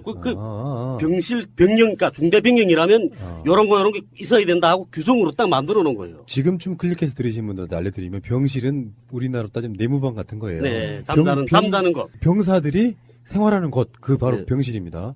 다음에 그 이야기가 또 나오네요. 여자 병실을 건너서 남자 병실이 있기 때문에 보초장, 특무장이 수시로 드나들어서 무더운 여름철에도 목단추를 꼭꼭 채워 입는다. 그리고 북한군 병실은 여자 병실을 지나야 남자 병실로 갈 수가 있다. 이런 얘기를 했어요. 그러니까 북한군은 항일전쟁 때부터 그때부터 남녀가 같이 싸웠잖아요. 산에서. 예? 그러니까 그때부터도 여자들은 따로 천막도 지어주고 이랬거든요. 훈련에서는 사정 없어요. 훈련에서는 똑같이 지금은 많이 생각해 주는데 그때 당시는 훈련은 남자들 똑같이 굴렸어요. 그때 당시는. 그래도 생활만은 여자의 그 프라이버시는 완전히 보장해서 준 거예요. 그때 당시에도. 그렇군요. 그럼 이 목단추를 채웠다는 거는? 그거는 군사 규정이 목단추를 채우게 돼 있어요. 근데 풀어놓게 돼 있는 게 아니거든요. 하긴. 그리고 여성들 같은 경우에는 뭐라 하나요? 위생하잖아요. 네. 그럴 때면 이 두 번째 단추를 풀어놔요. 아침에 아침 검사라는 걸 하거든요. 그러면 이 여자가 그러니까 내 위생한다 말 못하잖아요. 그러니까 위생이 지금 생리 말씀. 생리. 예.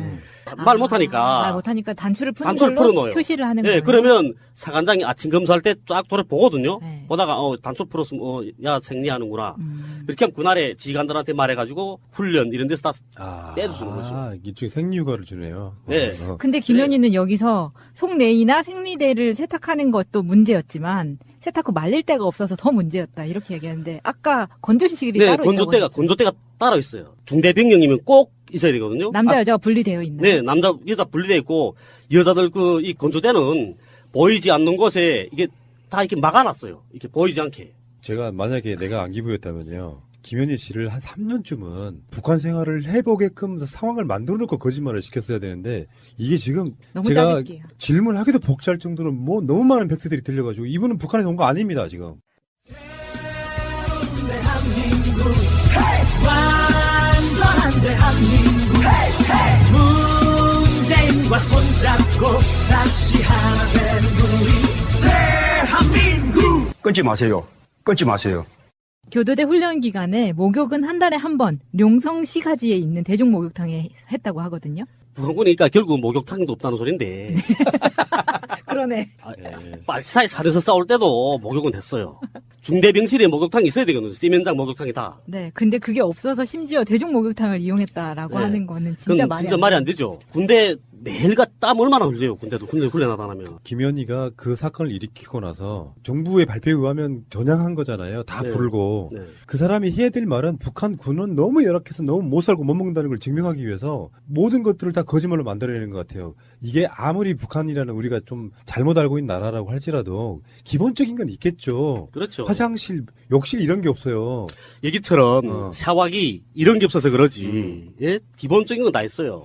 그리고 연대 부참모장이 정치사상 교육과 군사교육 교육을 했다고 했는데 북한군의 연대 부참모장이라는 직제는 없어요. 아예 없어요. 아예 없어요. 어디서 오신 거야 이분 진짜. 진짜 웃기다. 다음에 옆 중대의 특무장이 대원들에게 지급되는 보급 물자를 떼먹고 감면제대 했어요. 북한군에는 보급 물자를 떼먹으면 감면제대 시키나요? 이게 이제 한국어로만 따지면 이런 것 같아요. 그 강제 제대하는 부분이 있거든요. 우리 네. 한국에서도 그 비슷한 게 있나 보네요. 북한군의 내무 규정에 감면제대라는 말은 없거든요. 예? 그리고 북한 사람들도 감면제대란 말 안 써요. 북한군 내무 규정에 있는 그 말 그대로 옮기면 군사복무 만기전 제대거든요. 그리고 일반 사람들은 일반적으로 말할 때는 생활제대 이렇게 말해요. 감면제대란 말은 안 쓰거든요. 전혀 없어요 그런 말. 한국에서도요, 그 여러 가지 이유로 강제 제대하는 경우가 있기는 해요. 복무 기간을 다 채우지 못하고 뭐 의가사 제대라든지 뭐 이런 식으로 병을 얻었다든지 집안에 굉장히 안 좋은 상황이 돼서 이제 어떤 평가를 받으면 네가 나가지 않으면 생계가 곤란하겠다 싶으면 이런 여러 가지 조건들이 있거든요. 이걸 감면제대란 말이 아예 없다. 네, 감면제대란 말 없어요. 지금 탈북자 3만 명 시대잖아요. 나도 이게 나와서 말하는 나도 거짓말 안 해요. 네. 거짓말하면 안 되죠. 그렇겠죠. 이런데 이런 말 하는데 국정원이 알아 안 보겠어요? 당장 날 죽이자지. 그런데 거짓말 치면. 네. 그리고 김현희가 일어를 배울 때 북한에서 발행하는 이런 사전이 내용이 부실하고 구입이 어려워서 아버지가 해외여행 때 구해온 동아출판사가 발행한 한일 사전의 앞표지를 떼어내고 그걸로 공부를 했다고 하거든요. 북한은 공항에 들어오면 시간을 무조건 통과해야 되거든요. 북한 사람들은 다 뒤져요? 네, 외교관이 그 상관없어요. 여긴 외교관은 무슨 뭐 외교 면책권 뭐 그런 게 있더라고요. 네. 북한 외교관은 북한에 들어올 때 그런 게 없어요. 다 뒤지거든요.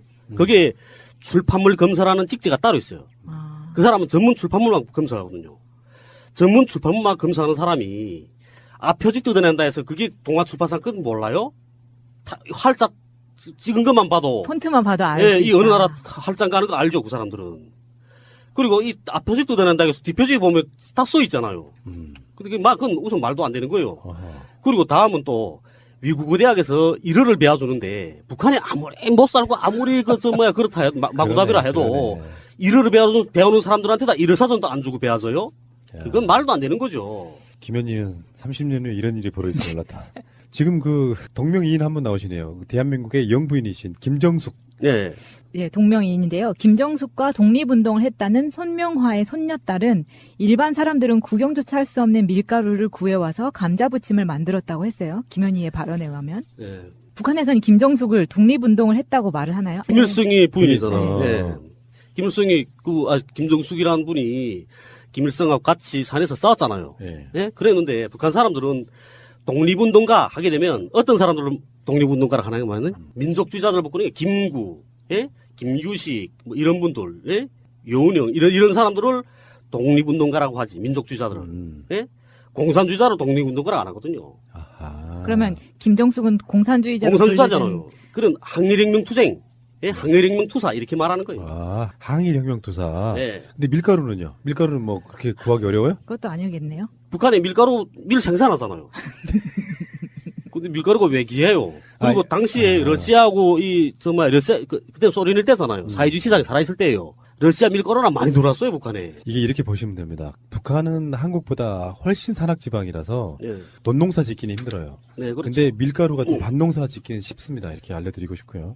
다음에 김현희는 엄마가 어느 호텔 책임자라는 언니는 소세지를 구해왔다고 했는데 당시 북한에는 호텔이 있었습니까? 호텔이 없었죠. 북한에. 그때 당시는 없었어요. 80, 한 4, 5년도 그때쯤에 고려호텔이라는 게 처음 생긴 것 같아요. 호텔이라는 이름이. 북한에 있는 건 몽땅 다 려간이거든요. 동화산 여간, kum수산 여간, 뭐 이렇게 려간이에요, 려간. 그리고 그 평양 시내 안에, 예? 여간이 몇 개 안 돼요. 북한 사람들은 대체로 이 친척집들이 가자고 그러지 여간에 잘 안 가거든요. 출장 가면. 그럼 소세지는? 소시지 같은 것도 그때 당시도 이 러시아나 당시 소련이죠. 사회주의 국가들이 살아있잖아요. 그 나라에서 다 들어와요. 그 나라 사람들 소시지 안 먹어요? 다 그쪽에서 먹는 거잖아요, 다. 대체 북한 사람들은 뭐 먹고 사는 거야, 도대체? 풀만 먹고 사는 거야, 시금치만 먹고. 아까 시금치국에. 네. 다음에 그러면은 외국어 대학을 다니던 시기에 대학 근무를 설 때, 그러니까 대학 직원으로 근무했다는 소리 같아요. 저녁 7시에 근무를 교대했다고 했는데 북한에 저녁에 근무 교대한다는 건 저도 좀 이해가 안 되는 게 야간 근무라는 게 있습니까? 이런 식으로? 그 야간 경비가 있기는 있는데 모든 근무는 북한에 있는 모든 근무단이 사회나 군대나 저녁 오후 5시에 그 근무준비 검열이라는 걸 해요. 상번이라 하거든요. 오후 5시에요. 그 5시에 하는 이유는 날이 밝을 때 5시면 겨울에도 날이 밝잖아요. 날이 밝을 때 근무를 교대해야 자기가 근무를 서야 할 경비 대상물의 그 상황을 잘 파악할 수 있는 거예요. 근데 오후 5시에 하거든요. 그러니까 이 안은 경비 교대하는 것도 아니고 7시로. 말도 안 되는 거죠. 근데 그리고 대학 근무를 하는데 대학에 왜 저녁에 교대 근무를 해요? 할 필요가 있나요? 북한은 이게 모든 건물 자체가 사회주의 전치물이잖아요. 네.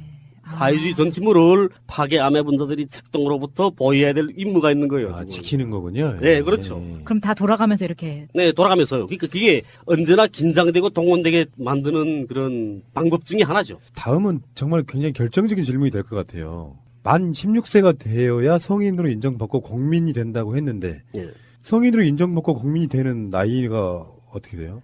만 17세죠. 북한 헌법에 그렇게 돼 있는 거예요. 그게 꽤 오랜 시간 동안 안 바뀐 거예요? 네, 안 바뀌었어요.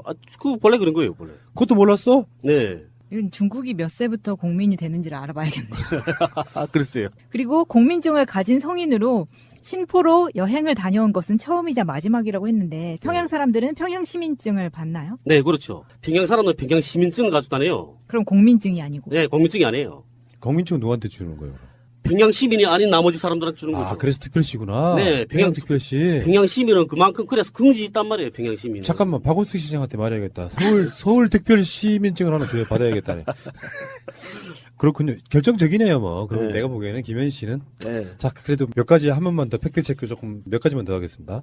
보행자의 통행증에는 아이들이 몇 명 동행한다는 내용이 적혀 있다고 했는데, 네. 북한 통행증에 그런 내용이 들어 있습니까? 없어요. 북한 통행증에 동행자 명단이라는 거 붙이게 돼 있거든요. 그 같이 가는 사람들 여러 명일 때, 예? 동행자 명단이라는 거 붙이게 돼 있는데 그 동행자 명단에도 아이들은 기입하게 안 돼 있어요. 그래서 증명서명할 때 내가 보호자입니다 하고 밝히면 돼요.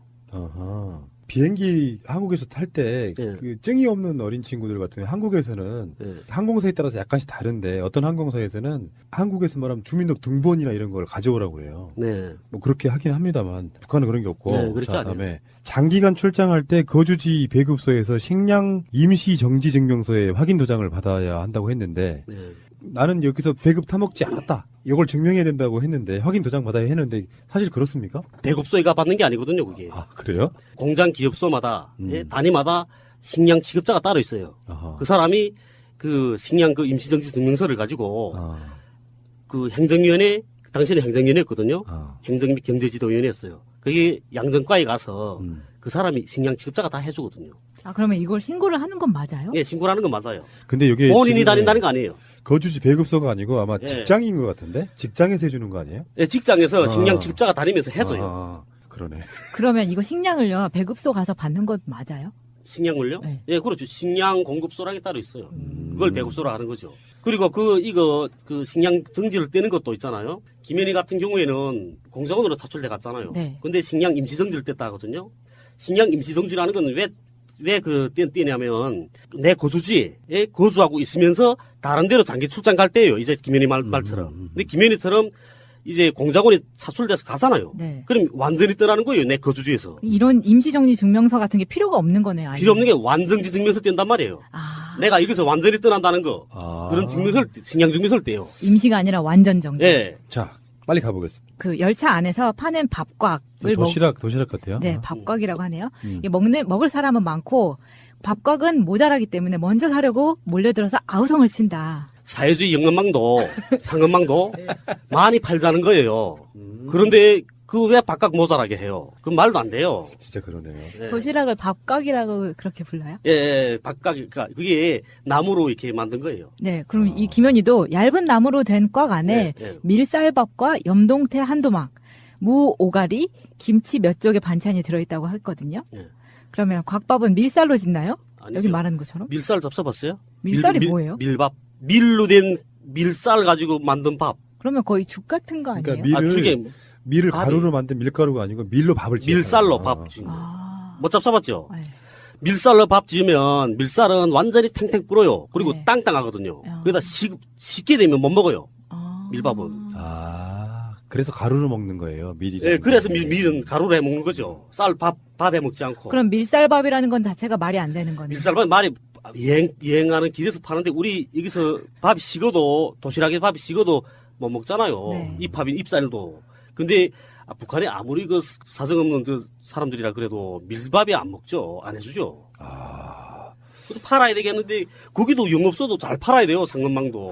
혹시 연변에서 밀쌀밥을 먹지 않았을까? 갑자기 이런 생각이 드네요.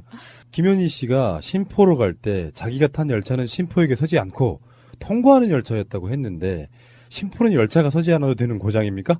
신포가 조선소 있죠. 네. 잠수함 만들죠. 신포가. 굉장히 그러니까 대도시 이런 개념인가요? 아니면 전략적 요충지예요. 신포가. 열차가 안 설 수가 없다? 예. 평양 하바롭스크 최대급행 열차라거든요. 북한에서는. 그 열차도 서요. 신포에. 평양에서는 하바롭스크까지 기차로 갈 수 있어요? 네, 있어요. 그렇지, 당연히. 근데 아마 강 넘어가면서 아마 넘어가서 열차 바퀴 바꿔요. 레일이 바꿀 거라고 제가 알고 있나. 알겠습니다. 우리도 가고 싶다. 네. 남북통일 돼가지고. 자, 다음에 기차 안에서는 안내원의 말이 곧 법이라고 하는데 열차에서 근무하는 사람을 안내원이라고 하는 거 맞습니까? 우리는 승무원이라고 하죠. 저 북한은 역 구내에서 복무하는 사람 보고는 안내원이라고 해요. 역 안에서는? 예, 그러니까 이 지상에서 복무하는 사람들 안내하니까. 예. 그리고 열차에 탄 사람들 보고는 열차원이라고 하거든요. KTX 열차원. 예. 열차원이라고 해요. 근데 이게 지금 안내원이라고 하나 가지고 그만 하나 가지고 김현희는 몽땅 얼버무리고 있어요. 그러면 김현희가 기차라고도 하고 열차라고도 하는데 북한에서 어떤 두 글라 써요? 기차라는 거는 견인기 대가리 보고 하는 소리죠. 기관차 대가리. 대가리라고 말하면 안 되나? 괜찮아요? 괜찮습니다. 예. 기관차 머리 있잖아요. 그거 보고 기차라 하는 거고 열차는 그 빵통, 예객 빵통들 보고 그러는 거예요. 예객이 타는 사람 타는. 예. 그렇죠. 이분 북한에서 안 살아보셨네. 그다음.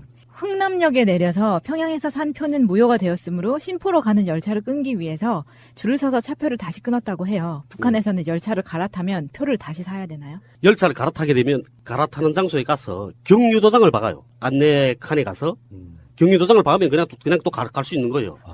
근데 김현희는 지금 무효가 돼버렸다고 표를 다시 그게 말이 안 되는 거죠. 여행증명서에 그 차표를 떼면 여행증명서에 그 도장을 찍어요. 평양역 도장 이렇게 찍어주거든요. 그러면 내가 차표를 분실해도 가서 그 여행증명서를 보여주고 안내칸에다가 내 이래서 차표를 분실했습니다. 이렇게 하면 차표를 다시 해줘요, 거기서. 그러면 북한에서는 여행을 갈 때는 여행 증명서가 항상 행선지를 있어야죠. 있어야 돼요.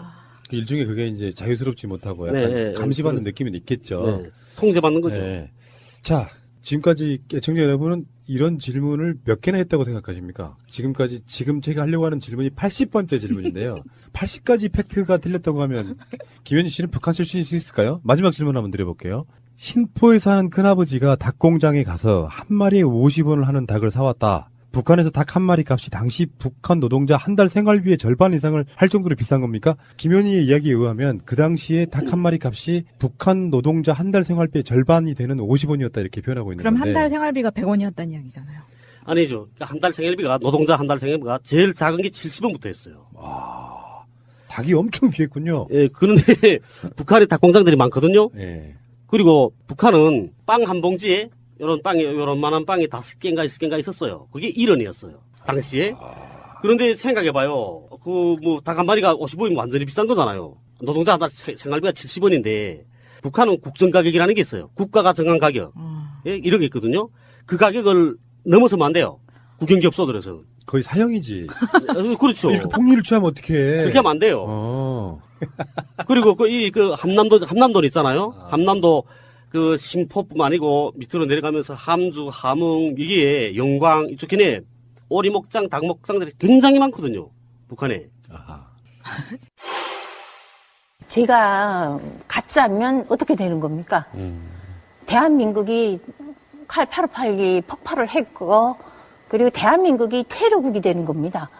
그리고 북한은, 그 테러를 한 당사자 북한은 누명을 쓰는 것이 됩니다. 그리고 미국은 테러 지원국으로 지정을 해서 28개월 동안 제재를 했는데 미국도 책임이 있고 네. 또 일본 납치 다구치 알 거는 제가 그 숨어 사는 다구치 그건 어떻게 되는 겁니까?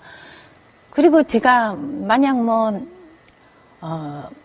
그들이 그때 그 당시에 2003년에 그 좌파 정부에서 하자는 대로 만약 했다면 만약 그 당시는 이렇게 쫓겨나서 고생하면서 고통은 당하지 않고 편안했을 수 있습니다. 그렇지만 먼 훗날 진짜 저는 진짜 가짜가 되는 겁니다. 가짜가 되고 진짜 역사의 심판을 받게 되는 겁니다. 그러니까 어떻게 진짜가 가짜라고 말할 수 있습니까? 그래서 그렇게 할 수가 없었기 때문에 사실 그 긴 세월 목숨을 내놓고 사실 버텨왔습니다. 자, 애청자 여러분은 어떻게 들으셨는지 모르겠는데 김현희 씨가 정말 북한에서 내려온 공작원이었을까요? 1987년 11월 29일 날 대한민국 대한항공의 비행기가 폭파되는 사건이고요. 그 사건으로 인해서 그 대통령 선거의 방향이랄까 분위기가 완전히 바뀌는 결정적인 걸로 작용했고 그래서 굉장히 많은 분들 특히 칼기 폭파로 돌아가신 분들의 유족분들이 30년 동안 진상규명을 요구하고 있는 바로 그런 사건입니다. 근데 김현희가 북한에서 내려왔다는 그 증명을 위해서 이게 80가지 질문을 한번 드려봤는데 아마 이게 간추린 걸 거라고 생각합니다. 더 많은 꼬투리를 잡자면 굉장히 많은 것들이 저는 더 있을 거라고 보고요. 어떻게 들으시는지 궁금하고 많은 분들이 30년이 지났어도 진실을 향한 여러 분들의 어떤 그 노력은 좀 우리가 지켜봐 줄 필요가 있지 않겠느냐 이렇게 말씀드리고요. 김현희 고백록에 대한 질문은 여기까지 하고요. 개인적인 질문 좀 몇 가지만 짧게 한번 드려볼게요. 북한에서 혼자 내려오셨어요? 네. 어머니 모셔왔어요. 그리고 다른 가족은 없으셨어요? 다른 가족 있죠. 지금 북한에 있는 거고요. 네, 그냥 다 있죠. 지금은 그럼 우리가 알고 있기는 월남 네. 이렇게 하거나 그렇게 되면 다른 가족들이 처벌을 받는다 이런 건 없어요? 있는 걸로 알고 있는데? 처벌 안 받아요. 그러니까 북한 법은 본인만 처벌하게 돼 있지 옆에 사람 처벌하게 안 돼요. 연좌제 이런 게 없다? 없어요. 옛날엔 있었죠. 옛날에 있었다. 옛날엔 있었어요. 근데 지금에 와서는 그렇게 안 해요. 진짜 다행이네요. 예, 그러니까 내 방송에 나가는 거잖아요. 또 이런 것도 있을 것 같아요. 뭐냐면은 이중간첩 이야기도 있었잖아요. 얼마 전에. 그러니까 네. 완전히 탈북한 것처럼 보였는데 다시 북한으로 들어가서 북한 텔레비전에 나온다는. 네. 그분 혹시 아세요? 이야기 들어본 적? 예, 이야기는 많이 들어봤어요. 그게 가능한 거예요? 가능하죠. 어떤 루트로 가는 거예요? 그러면? 무슨 중국에 갔다가 강 건너가면 돼요. 쉽네. 북한은 이렇게 돌아오는 사람들에 대해서는 막지 않거든요. 그러니까 자기 죄를, 어쨌든 북한법 어겼잖아요. 예? 탈북했다는 것 자체는 북한의 그 국경법 어겼어요. 예? 비법월경자죠. 그렇지만 자기 죄를 뉘우치고 재생의 길을 걷고자 어머니 품으로 돌아간다. 이렇게 표현하는 거죠, 북한 사람들은. 그래서 더 크게 보도하고 뭔가 더 이렇게 조국을 배반해서 갔지만 자본주의 사회에 가서 살기 힘들어서 다시 왔다. 바라느니 어머니 조국이 얼마나 좋냐. 이렇게 하는 거예요. 그 홍광철님을 내가 인터뷰를 2시간 가까이 해보면서 느낀 건데요. 이분 굉장히 머리가 좋으신 분이에요. 그러니까 네. 어떤 질문에 대해서 막힘이 없이 그냥 술술 답하는 게 어떤 느낌이냐면 북한에서 굉장히 일단은 엘리트였을 것 같다는 생각이 들었거든요. 아니, 개인적으로 머리가 좋으시던가? 가끔 그런 말 듣습니다. 네. 이 부분은 부정하지는 않으시네. 그리고 왜 정편이나 한국에 보면 정편이라고 있잖아요. 네. 종합평선 채널. 거기 보면은 북한 관련 프로그램들이 꽤 있어요. 북한 분들 나오셔가지고 북한 실상 이야기 하는데 방송을 만드는 그 매체가 어떤 목적성을 갖고 북한은 못 살아! 이런 쪽으로 하려고 하면 또 그렇게 맞춰줄 수는 있을 거라고 생각하는데 그 종편에 나오는 그분들의 어떤 그런 증언들이 실제로 그 현실과는 좀 비슷한가요? 한 90%는 거짓말이라고 봐야 돼요. 그래요? 그게 내가 아는 사람들도 추리하는 게 있거든요. 북한에 있을 때 내신지 마이지나 애들도 있어요. 네? 네, 그런 거 했다고 했잖아요. 네. 탈북 지원 네, 이런 거 했잖아요. 네. 송금 받아주고 네. 내신지 진 애들도 있어요. 거기. 내가 잘 아는 애들도. 근데 나와서 그 사람들이 모를 만한 이야기를 거기서 막 하고 있는 거예요? 네, 그렇죠. 그 반박하자. 그러니까 이만갑 있잖아요. 네. 이만갑 모란봉 쿨러 그거 보면 네. 반박할 게 너무 많아요. 아, 그렇군요. 네. 그러니까 못 산다는 걸 막 폐쇄적이고 못 살고 요것만을 이미지화 시키기 위해서 그런 프로그램을 만드는 거예요. 네, 그렇죠. 희화화시키고 막 못 사니까 막 이상한 짓거리 하는 거라고 보고 이게 근데 그게 지금 종편의 그것과 김현희 사건은 30년 전판 종편판이네 이게. 없는 소리 막 해대고 이러면서. 그러니까 어떻게 하나 그 생각 안 하시면 되냐면요. 이 한국도 시골에 사는 분이 한국은 열려 있는 사회잖아요. 모든 정보가 열려 있는 사회예요. 북한보다도. 그런데 시골에 사는 분이 청와대에서 박근혜 뭐 하는지 모르죠. 모르잖아요. 근데 얼마 전에 저기도 한번 갔다 왔는데 시골에 그분들 몰라요. 예? 박근혜 좋다 해요. 그렇게 모르잖아요. 그런데 정보가 열려 있는 사회인데도 북한 사회는 정보가 그렇게 열려 있는 사회가 아니에요. 여기처럼. 한국처럼. 평민이 전혀 모를 수 있는. 그렇죠. 시골에 사는 분이 사람이 어떻게 알아요? 근데 여기 와서는 막 다 아는 네, 것처럼. 다 아는 것처럼 하잖아요. 그리고 평양에서 사는 사람이면 다 알게 되는 것처럼. 시골에서도 다 아는 것처럼. 김정은이 그러면 북한이 망한 지 12번이죠. 말도 안 되는 말을 하고 있어요. 제가 알고 있기에는 평양은 굉장히 개방되어 있다고 알고 듣고 있거든요. 네. 사실입니까, 그것도? 개방됐다는 게 어떤 우리들 관점에서 봤을 때 막 폐쇄돼 있고 아무도 못 들어가는 게 아니라 외국인들이 손쉽게 들어갈 수 있는 공간이 됐다고 이야기하더라고요. 아니, 외국인들은 마음대로 들어가죠, 누구나. 남한 사람 빼고. 네, 남한 사람, 한국 사람만 빼고 다 가요. 아, 그렇군요. 이제 미국도 속했네요, 이제. 마지막 질문 한번 드려볼게요. 저쪽 말로는 남조선. 네. 그리고 이제 우리들 입장에서는 대한민국에 들어오셔가지고 지금 몇 년쯤 되신 거예요. 네. 생활이 어떠세요? 우리가 알고 있기는 탈북하신 분들 굉장히 어렵게 산다 이런 얘기 좀 듣고 있잖아요. 살아온 환경이 다르잖아요, 우선 첫째로. 환경이 다르고, 여기는 좀 너무 각박해요. 나는 내 같은 경우에 그래도 옆에 이런 일 겪다나니까 변호사님들도 있고, 이렇게 좋은 분들 많이 만나죠, 나는. 그런데 일반적인 탈북자분들 보게 되면, 탈북자들끼리만 어울려요. 그리고 소통이 잘 안 되잖아요, 한국 사람들. 그렇겠네요. 예. 그리고 한국 사람들 자체가 탈북자다 하게 되면 이렇게 경계해요. 그리고 자꾸 그 종편만 보고 자꾸 이상한 것만 자꾸 물어보거든요. 탈북자들한테. 그럼 탈북자들 짜증나잖아요. 탈북자들도 이만갑이나 모라만 클럽이나 이런 데 나오는 애들이 말하는 거 놓고 웃어요. 그리고 욕하거든요. 탈북자들 앉아서. TV 보면서. 자는 왜 저런 말 안 하고 말 같지도 않은 거짓말을 뭐 저리 하냐 이렇게 말해요, 다. 예? 그러니까 이 탈북자들 자체도 한국 사람 자꾸 질문하기 싫어요. 그런 데 대해서. 그러니까 자꾸 피하게 되고, 그리고 맞지 않아요. 성격상도. 그러네요. 그리고 북한 사람들은 어떠냐면 명절날에도 이 앞집 사람 불러다 술 마시고, 이렇게 이 앞집 옆집 간에 먹을 게 생기면 나눠 먹고 이렇게 해요. 여기는 안 그러잖아요. 그렇죠. 좀 그렇긴 덜하죠. 요즘. 자본주의. 안 그러는 사람들이 많더라고요. 네. 맞습니다. 또 그런 사람도 있기도 하지만 예. 평균적으로 보면 되게 각박하다 이건 맞는 말 같고요. 경제적으로 지금 대한민국이 월등히 앞선 것도 사실일 거고. 네, 그렇죠. 네. 사실은 사실인데 네. 너무 희화화시키고 못 산다고 깔보고 이런 건 전 아니었으면 좋겠고요. 홍강철님하고 지금 김현희 씨의 책을 보고 우리가 이렇게 반박하는 그런 내용인데 오늘 방송 중에 계속 그런 생각이 들었어요. 잘못 알려진 북한에 대한 내용을 수정해주는 역할로 또 훨씬 훌륭한 방송이었다고 생각해요. 네. 그러니까 어떤 이질감 극복하고 지금도 그 대한민국에서 당장 통일하자는 사람들 없거든요. 서로 일단 교류 왕래하고 서로 간에 전쟁 어떤 상황 안 만들고 그러면서 오랜 시간에 걸쳐서 다시 이렇게 어떤 한민족으로 만들자 뭐 이런 개념이기 때문에 통일까지는 안 바라고 교류는 좀 계속 이어졌으면 좋겠다 이런 생각이 그렇죠. 들고요. 자, 좋은 시간이었고요. 정말 유익했습니다. 네, 저 정말 유익했고요. 2시간이 어떻게 가는지 몰랐고 네. 정말 방송 재밌는 시간이었습니다. 감사드리고요. 다음에 또 뵙겠습니다. 고맙습니다. 감사합니다.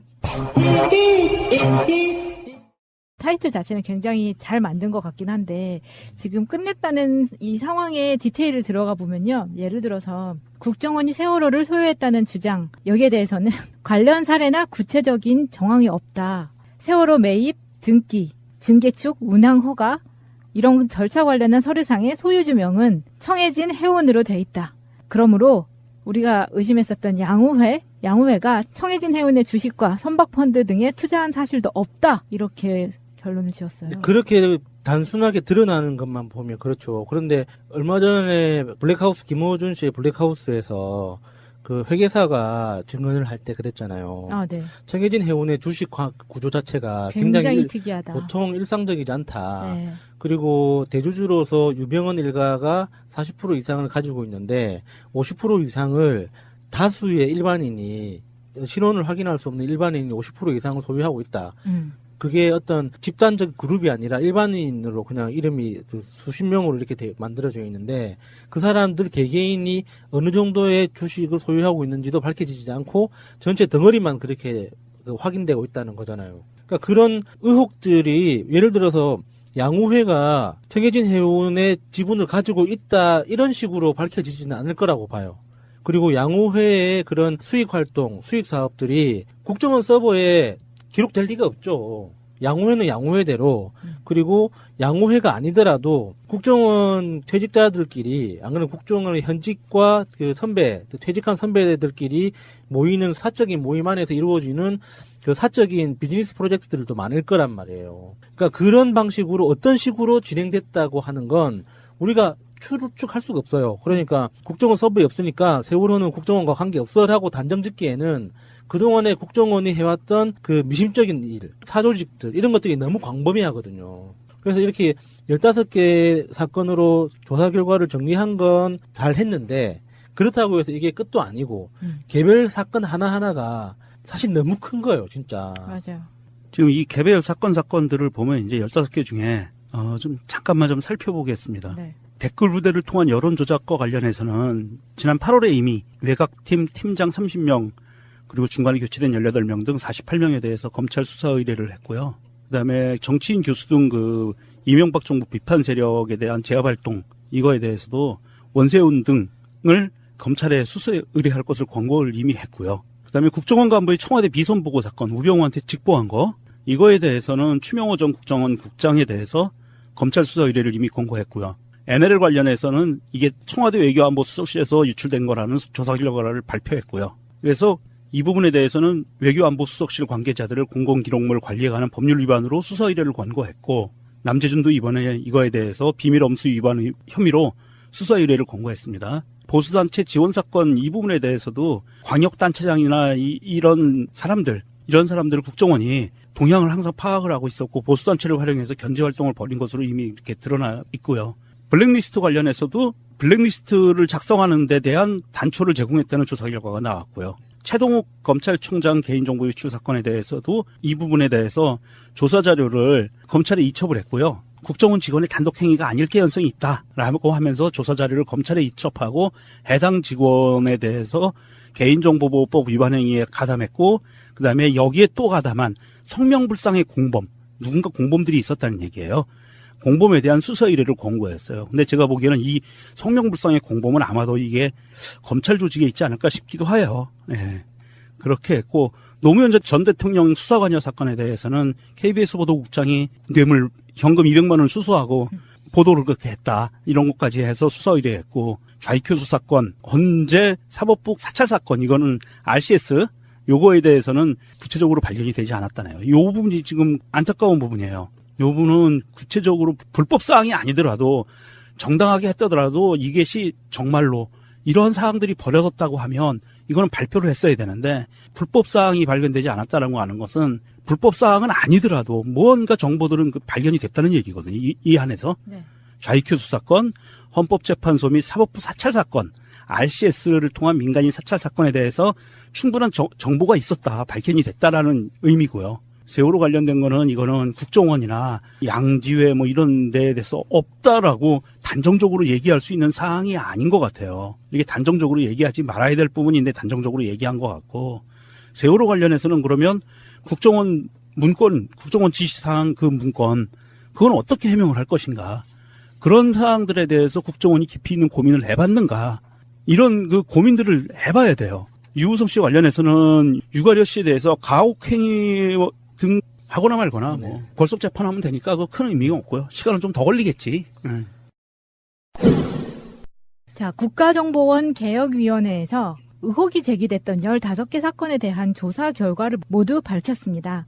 그 적폐청산 태스크포스를 만들어서 세월호 참사 사건 포함해서 15개에 대해서 발표를 한 건데요. 이 조사가 완료되고 나서 54명을 수사 의뢰 권고하였습니다. 15개의 사건은요. 화교 간첩 증거 조작, 이거 유우성 씨 사건이죠. 예, 맞아요. 세월호 참사 관련 의혹, 그리고 NLL 관련 남북 정상회의로 공개, 18대 대선 국정원 댓글 조작, 좌익 교수 필명 사건, 헌법재판소 사찰, 박원순 시장 사찰, 문학의 블랙리스트, 최동욱 전 검찰총장 뒷조사, 추명호 전 국장의 우병우 청와대 전 민정수석 비선 보고, 극우단체 지원, 노무현 전 대통령 수사 개입 및 논두렁식의 피의사실 공표 의혹, 이탈리아 해킹 프로그램을 이용한 민간인 사찰 및 선거 개입, 명진 스님 사찰, 야권 지자체장 견제 활동 등입니다.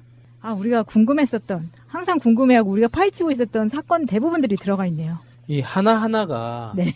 정말 어마무시한, 그러니까 우리 사회 역사에 길이 남을 만큼 충격적인 게, 이렇게 한 번에 쭉 15개를 나열해 보니까 너무 하나하나가 작아 보여서 속상하네요. 그렇네요. 예. 그런데 또 의외로 15개에 좀 꼼꼼함이 또 보여요. 그냥 크게 세월호 참사 사건 이렇게 한 게 아니라 또 그 안에서도 세부적으로 나눴는데도 15개가 된다는 건데. 그러니까 이게 처음부터 보면 화교 간첩 증거 조작, 이거는 유우성 씨 네. 그 간첩 조작 사건 이거 말하는 거잖아요. 네. 이건 이번에 유우성 씨가 극적으로 드러났죠. 조작 여부 자체가, 조작했다는 그 증거들과 정황들이 드러나서 국정원에서 두 손 두 발 다 들어서 이렇게 인정할 수밖에 없는 상황이지만, 이게 70년대 초반, 60년대 후반부터 도서 지역을 중심으로 해서 그 간첩 조작 사건이 일상적으로 있었다는 의혹도 있어요. 그래서 이 과거사에 대해서 이렇게 과거 의문사나 과거사에 대한 정확한 규명이 필요하다고 계속 주장하는 이유가 거기 있거든요. 그럼 그때도 섬에 사는 사람들의 무고한 시민들을 잡아다가 그렇죠. 간첩 만든. 그러니까 연고자가 없는 사람. 그러니까 다른 사람한테 억울함을 호소할 길이 없는 사람들만 골라서 간첩으로 몰았기 때문에 그 대상자들이 대부분 다 이제 도서 산간 지역에 사는, 특히 섬에 사는 사람들이 억울한 누명을 많이 썼다고 알려져 있죠. 그래서 유우성 씨 사건만 해도 이제 대표적으로 이제 밝혀진 거기 때문에 다행이긴 한데, 이거 하나로 끝날 일은 아니에요. 그렇죠. 예, 그래서 이거 반성한다고 해서 국정원을 용서하거나 그래서는 안 된다는 거죠. 15개 조사를 완료했다라고 공식적으로 발표를 했고요. 그 발표한 거에 대해서 그럼 결과가 뭔데? 라고 사람들이 물어볼 수가 있는데요. 요즘 우리가 신문, 뉴스, 인터넷을 통해서 접하는 모든 박근혜, 이명박 정부 관련해서 적폐에 관계된 새로운 소식들은요, 다 국정원 발이에요. 댓글 사건. 네. 그 다음에 NLL 관련. 그때 청와대에서 이거 유출된 거다라고 네, 지금 나왔잖아요. 네. 예, 청와대에서 유출해서 김무성이한테 간 거야. 선대본부장이었던. 이런 것까지 다 밝혀지는 것들이 이게 지금 국정원에서 나온 뉴스들이고요. 그러니까 이러한 것들에 대해서 소소히 다 지금 밝혀내서 검찰에 수사 의뢰를 권고했고요. 전직 국정원장 등 직원 4명하고 민간인 50명을 검찰에 수사 의뢰를 한 거고요. 그런데 지금 아쉬운 거는 아쉬운 점이 많죠. 네. 이 아쉬운 부분은 사실은 과연 이 개혁위가 제대로 국정원 내부에 대한 15개의 조사 사항들에 대해서 제대로 파헤칠 수 있었을까. 저는 그 부분도 굉장히 좀 한계가 있지 않았을까 싶고요. 저도 그게 너무 네. 답답하더라고요. 서훈 국정원장이 현재 국정원 개혁위원회 자체가 수사권이 없어서 조사만 할 수 있지 조사 활동의 결과를 바탕으로 수사가 필요하다고 생각하는 건 수사 의뢰를 할 것이다라고 이제 밝혔을 때 답답하다고 생각했던 게 그거예요. 국정원이 그동안 민간인들, 우리 국민들을 대상으로 했던 건 수사라는 수사 활동, 조사 활동이라는 말로는 표현이 안 될 만큼 사찰을 했던 조직이잖아요. 근데 그런 정보 조직이 왜 수사를 못할까? 법적으로는 못하겠죠. 법적으로는 국정원법의 대상이 되는 그 사건이 아니고 내부 사건이기 때문에 국정원법을 적용하기 힘들다는 형식 논리는 이해하는데 그렇다고 해서 자기들이 밝힐 수 있는 거를 밝히지 못했다라고 이야기하는 건 너무 앞뒤가 안 맞는 것 같아요. 지금 이 사람들이 했다고 하는 그 의혹들 자체가 사실 법이라는 법의 테두리를 다 뛰어넘은 것들이잖아요. 근데 이제 와서 법을 지켜야겠지만 말하다 보니 계속 꼬이네요. 너무 답답해 이런 게 지금. 우리가 겪고 있는 지금 이 상황 자체가 너무 복잡하고. 국정원 개혁이라고 해서 15개 사건이 사실은 MB가 시키면 이거는 MB는 국가였나? 그렇게 되는 건가?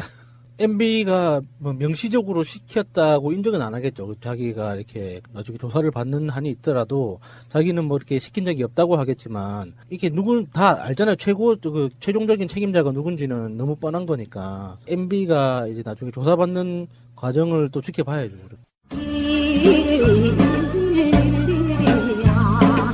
제가 MB의 아바타입니까? 아니면 아니라고 본인이 해명하십시오. BBK라는 수사 자문회사를 설립을 하고 여러분 이거 다 거짓말하는 걸 아시죠?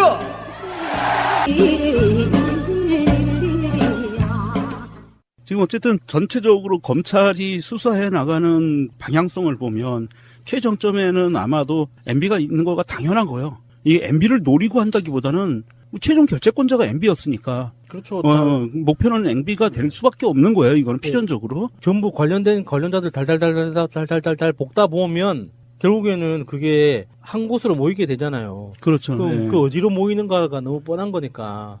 그게 뭐 처음부터 MB를 목적으로 두고 사람들을 지금 조사하는 게 아니잖아요. 그렇죠. 각각의 사건들을 조사하다 보니까 그게 한 곳으로 모이고 있는 것뿐이지. 그러니까 이게 지금 김관진이 실토한 것처럼 MB한테 보고가 됐고 MB가 지시를 내린 거라면 2012년 대선 당시에 사이버사의 그 댓글질들 이런 부분들 공작단 댓글 공작단 저기 MB가 그랬다면서요. 국정원의 사이버 전사들을 뽑을 때 호남 사람들은 뽑지 말라고. 예, 맞습니다. 우리 편으로만 뽑아라 그랬다면서요. 그러니까 착각들 하지 마시고요. 호남 사람들은 댓글 부대에서도 배제가 됐었습니다. 그랬었고 그렇다고 봤을 때 이거는 좀 총체적으로 MB가 아마 올해를 넘기기는 정말 어려울 것 같아요. 올해 넘겨서 좀 장수하기는 힘들 것 같고. 주진우 기자 트윗. 카카, 어디 가세요? 아직 먹을 게 있어요. 이명박 전 대통령은 12일 일요일 12시 45분 대한항공으로 바레인으로 출국할 예정입니다. 환영객은 출발 1시간 반 정도 전에 VIP실 근처에서 기다리면 될 듯합니다. 이런 증거들이 모이는 속도를 본다면 이미 박근혜는 뭐 이제 재판 진행 중이니까 재판에 관계된 거 하고 그다음에 이번에 국정원 뇌물 사건, 메간 매직 사건 이건 이제 별도의 기소 내용이겠지만 이제 병합 심리는 좀 안 했으면 좋겠어요. 왜냐하면 병합 심리 하게 되면은 죄가 그렇게 많이 안 늘어나거든요. 그래도 이 실형이 그 국고손실죄, 이 국정원에서 특수활동비 상납한 이거에 대해서 국고손실죄가 지금 적용되고 있잖아요. 뇌물죄하고. 근데 그거는 지금 남재준만 적용이 되고 있는 거죠. 결과적으로는 박근혜까지 다 포함될 수 있는 거죠. 네. 근데 이제 지금으로는 피의자 신분으로는 남재준이 받고 있는 거고 최근에 이제 검찰 관계자가 박근혜가 상납받은 돈은 청와대의 합법적인 특수활동비와는 전혀 섞이지 않고 비밀리에 관리되면서 사용됐다고 밝힌 바가 있어요. 그러니까 완전히 딴 주머니로 움직였다는 얘기죠. 그 얘기가 쉽게 얘기하면 섞였다는 거는 너무 순한 표현 같고 청와대의 특수활동비 100억 정도 되는 이 특수활동비 외에 별도로 박근혜가 따로 관리를 했다라는 의미로 받아들여야 되고요. 이 돈이 어디로 쓰여졌는가도 굉장히 중요하지만 어디로 쓰여졌는가는 이거는 전체적인 돈의 쓰임새와 어떤 놈이 어떤 목적으로 받았는지 처벌하기 위해서는 반드시 필요하지만 이게 어디로 쓰였는지하고는 전혀 상관이 없다는 거예요. 국고손실죄와 뇌물죄에서는 이 돈을 어디다 썼는지는 전혀 의미가 없어요. 그러니까 사람들이 언론들이 물타기를 할 때 어디로 쓰여졌는지 이 용처를 밝혀놔야 된다. 그래야 이게 뭐 된다라고 이야기를 하고 있지만 전혀 상관이 없다. 뇌물은 뭔가 반대급부를 주는 것과 그 다음에 받았다. 이 두 가지로 그냥 끝나는 거예요. 그러니까 이게 특히 이게 공무원 조직 사이에서 있었던 뇌물이기 때문에 더 그래요. 그래요. 보통 예. 사인 간의 뇌물이나 보통 민간인이 공직자한테 주는 뇌물에 대해서는 대가성 여부를 따지잖아요. 근데 공직자 사이에서 주고받는 뇌물은 그게 없어도 그 뇌물로 바로 인정이 되는 거죠. 그럼요. 예. 거기다가 최종적으로 뭐 그 남재준 전 원장도 그렇고 그 박근혜도 그렇고 국고손실죄라는 게 생각보다 굉장히 센 죄거든요. 진짜 무거운 죄예요. 그럼요. 예. 굉장히 센 죄고요. 제가 아까 이제 병합 심리를 좀 하지 말았으면 좋겠다라고 이야기한 게 왜 그러냐면 1억 이상 되는 죄는 10년 이상의 징역에 처할 수 있는 거거든요. 지금 박근혜가 기소되어 있는 것 자체에 뇌물도 들어가 있어요. 그러니까 여기 병합 심리를 해버리면 만약에 박근혜가 10년 받았어 그래봐야 여기에 플러스 얼마 안 돼요. 이 죄가. 근데 이걸 따로 하잖아요. 그러면 여기서 10년 받았으면 이번 건에서도 10년 또 받을 수 있는 거예요. 그래서 아예 그냥 영구히 대한민국이라는 나라에서 박근혜라는 사람은 교도소 안에서 그냥 밖에 나오지 못하게 언론에도 차단시킬 수 있는 방법이기도 하다라는 생각 때문에 병합 심리를 좀 안 하고 따로 심리를 진행했으면 좋겠다. 검찰한테도 그런 이야기를 좀 부탁을 드리고 싶은 거고요. 그렇게 해봤자 박근혜가 재판에 출석을 안 할 것 같아요.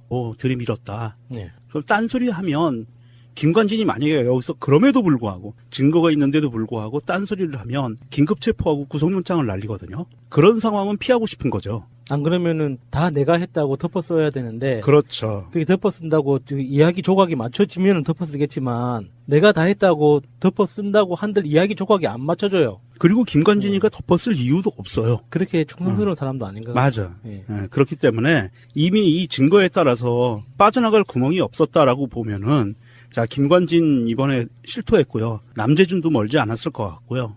정말로 꿈에 그리던 흔히 그렇게 얘기하더라고요. 504호실.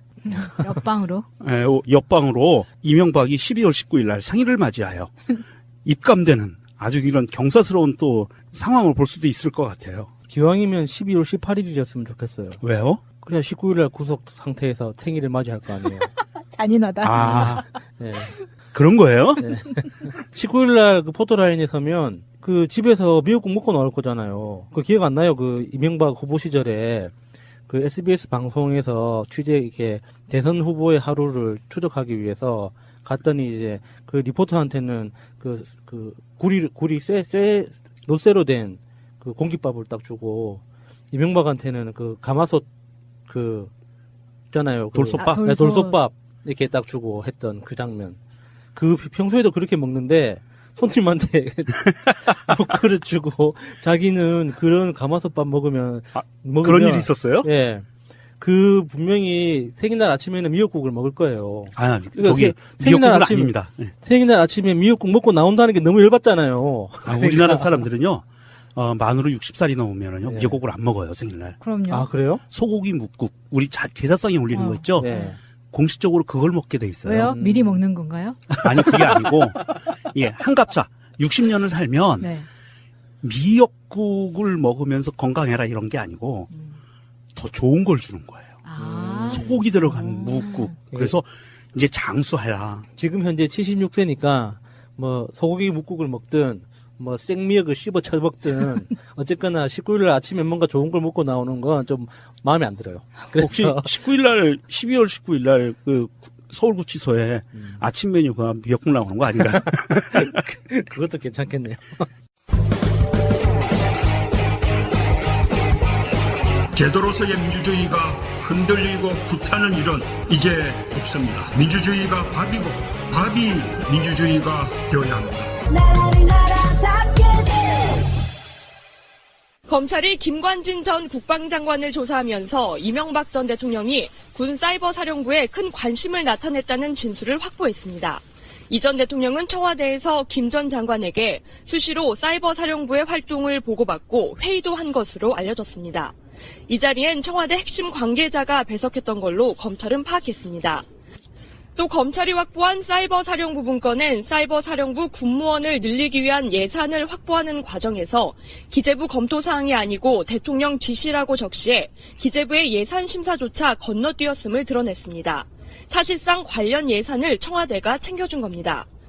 다만 김 전 장관은 자신과 대통령의 이런 관심이 북한이나 종북 세력의 사이버 여론전에 효과적으로 대응하기 위한 순수한 목적이었을 뿐이라고 주장한 것으로 전해졌습니다. 검찰은 김 전 장관의 구속영장에 청와대나 이 전 대통령 관련 내용은 포함하지 않은 것으로 확인됐습니다. 김 전 장관의 혐의에 우선 집중해 신병을 확보한 뒤 윗선을 캔다는 입장입니다. 어쨌든 이게 김관진이 이번에 이렇게 실토를 하고 다음에 남재준이가 실토를 하고 그러면 아마도 이제 이게 수사가 빨리 진척이 될 것 같고요. 현재 이 상태만 해도 아마 검찰에서는 이제 이명박이를 소환하는 거에 대해서 시기 조율이 들어갔을 거라고 봅니다. 내부적으로. 이게 지금 사건들이 너무 이렇게 하나하나가 너무 크고 굵직굵직하고 지금 이제 김관진 그 전 장관이 지금 사이버 활동 내역을 FBI한테 보고했다고 이렇게 인정했기 때문에 이제 구속 가능성이 커졌잖아요. 이것만 해도 엄청나게 큰 사건이죠. 근데 이제 남재준 국정원장이 검찰 소환됐잖아요. 또 그거는 또 그것대로 커요. 박근혜한테 뇌물을 상납했다고 지금 의혹을 받고 있는데 그거는 단순히 그냥 돈 몇 푼 줬다 이런 그 차원을 떠나서 정치 개입하고 연결돼 있고 또 그 정치 개입 자체가 댓글 또 그 활동하고 또 연결돼 있잖아요. 각 인물 한 명 한 명의 사건이 굉장히 큰데 그것들이 또 미세하게 또 연결돼 있어요. 아래로는 실뿌리처럼. 그래서 굉장히 복잡해요. 전체 그림들이. 그러니까 이 남재준이 검찰 소환돼서 들어가면서 국정원은 자유민주주의 수호에 보르고 최고의 전사들이라고 얘기하고 들어갔는데 김관진이 MB한테 보고해버렸다고 우리가 탁 털어버렸으니 들어가서 뭐라고 그럴지 모르겠어요. 꼭 알아야 할 어제의 뉴스. 인도네시아 국빈 방문을 마친 문재인 대통령은 아시아 태평양 경제협력체 APEC 정상회의가 열리는 베트남 다낭에 도착했습니다. 첫 일정으로 민간 기업인들과의 대화에 참석해 세계 최대 경제시장인 APEC에서의 자유무역 확대를 강조했습니다. 한중일과 미국, 러시아 등 21개 나라가 회원국인 APEC은 지역 경제 협의체입니다. 미국 우선주의를 표방한 트럼프 대통령이 처음 참석하는 만큼 보호무역이냐 자유무역이냐가 쟁점이 될 걸로 보입니다. 우리와 미일 중러 정상이 모두 참석하기 때문에 북핵 대응책도 핵심 의제입니다. 우리로선 내일 오후 한중 정상회담이 최대 관심사입니다. 문 대통령 취임 뒤 두 번째 회담이지만 사드 갈등 봉합 선언 뒤 첫 만남이어서 양국 관계 복원과 북핵 대응에서 구체적 합의가 나올지가 중요합니다. 문 대통령의 다음 달 중국 방문과 시 주석의 평창올림픽 참석은 이번 만남에서 확정될 가능성이 있습니다. 내일 오전엔 한 베트남 정상회담도 열리는데 북한 수교국인 베트남으로부터 북핵 대응 공조를 이끌어낼 수 있을지 주목됩니다. 민주당 백혜련 의원실을 통해 입수한 2013년 남재준 원장 당시 국정원의 공문입니다. NLL 대화록을 공개하기 전에 대통령 기록관에 대화록의 성격을 물은 겁니다. 그런데 남북 정상의 대화를 국정원이 녹취해 기록으로 작성했다고 적시돼 있습니다. 하지만 2007년 남북 정상회담의 녹취는 당시 청와대 비서관으로 배석했던 조명균 통일부 장관이 했습니다. 국정원은 청와대 지시로 이 녹음 파일을 받아 녹취록을 만들었고 수정도 청와대 지시로 했습니다. 하지만 이런 내용은 빠졌고 국정원은 대통령 기록물에 적용을 받지 않는 기관이란 점만 강조돼 있습니다. NLL 대화록이 공개 절차가 까다로운 대통령 기록물이 아니라 일반 공공기록물이란 유권 해석을 끌어내기 위해 사실을 왜곡한 걸로 보이는 대목입니다. 결국 대통령 기록관은 이런 질의에 NLL 대화록은 공공기록물이란 판단을 내렸습니다. 다만 대화록 작성 주체 등을 아는데 한계가 있다고 미심쩍어하며 사실관계에 따라 기록물의 성격이 달라질 수 있다는 단서를 남겼습니다. 하지만 남 전 원장은 이를 무시했고 대화록의 기밀을 해제한 뒤 전문을 공개했습니다. 검찰은 박근혜 정부가 4.13 총선을 앞두고 진짜 친박, 이른바 진박의 당선 가능성을 확인하기 위해 여론조사를 진행한 사실을 확인했습니다.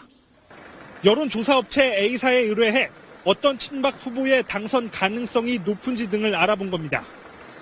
2015년 11월부터 이듬해 3월까지 당내 경선을 앞두고 100여 건의 여론조사를 실시한 걸로 검찰은 파악했습니다. 공직선거법상 모든 선거 여론조사는 선관위에 반드시 신고하도록 규정하고 있는데 A사가 신고한 건수는 25건에 불과한 사실이 취재 결과 확인됐습니다. 특히 조사 대부분이 대구 경북 지역의 진박 지지율과 관련해 이루어졌는데 이 지역 선관위에 신고된 건 단 한 건도 없었습니다. 검찰은 청와대가 신고로 인해 여론조사 사실이 드러날 경우 정치 개입 논란을 피할 수 없다고 보고 고의로 불법 조사를 강행한 것으로 의심하고 있습니다. 검찰은 신고를 누락한 정확한 이유를 확인하기 위해선 박 전 대통령 직접 조사가 불가피하다는 입장입니다. 방송 중간에 좋아요를 눌러주시면 새날팀들에게 큰 힘이 됩니다. 미리 감사합니다. 트위터가 진짜 언론입니다. 사이버사 댓글 공작 관련해서 지시하고 보고 받으셨습니까? 네, 북한의 기만적인 대남 선전선동에 대비해서 만든 것이 국군 사이버 사령부 사이버 심리전 단이고 그들은 본연 임무 수행을 위해서 최선을 다했습니다. 이명박 전 대통령께 보고하셨습니까? 박근혜 정부 출범 직후 국방부가 2012년 국군 사이버사령부의 총선, 대선 댓글 공작을 지휘한 국방정책실에 사이버사 운영권을 전부 맡긴 것으로 확인이 됐었는데요. 이로써 2013년 10월 국정감사에서 댓글 공작이 폭로되면서 실체가 확인이 됐습니다. 당시 국방부 장관이던 김관진이 피의자 신분으로 불러서 조사를 했는데 빅뉴스가 하나 나왔죠. 예. 사이버사 활동 내역을 MB에 보고했다. 들어간 지 몇 시간 되지도 않았는데 확 불어버렸어요. 들어갈 때는 굉장히 당당하게 들어갔죠. 네. 김관진의 이런 발언으로 지금 떨고 있는 사람들이 굉장히 많아졌을 것 같은데. 저는 한 명밖에 생각이 안 나요. 다수는 누구 거지요? 이제는 검찰에서는 이미 이 김관진한테 이런 실토를 받아냈다는 거는요. 김관진이 딴소리 할 수 없을 만큼 증거를 이미 완벽하게 갖춰놓고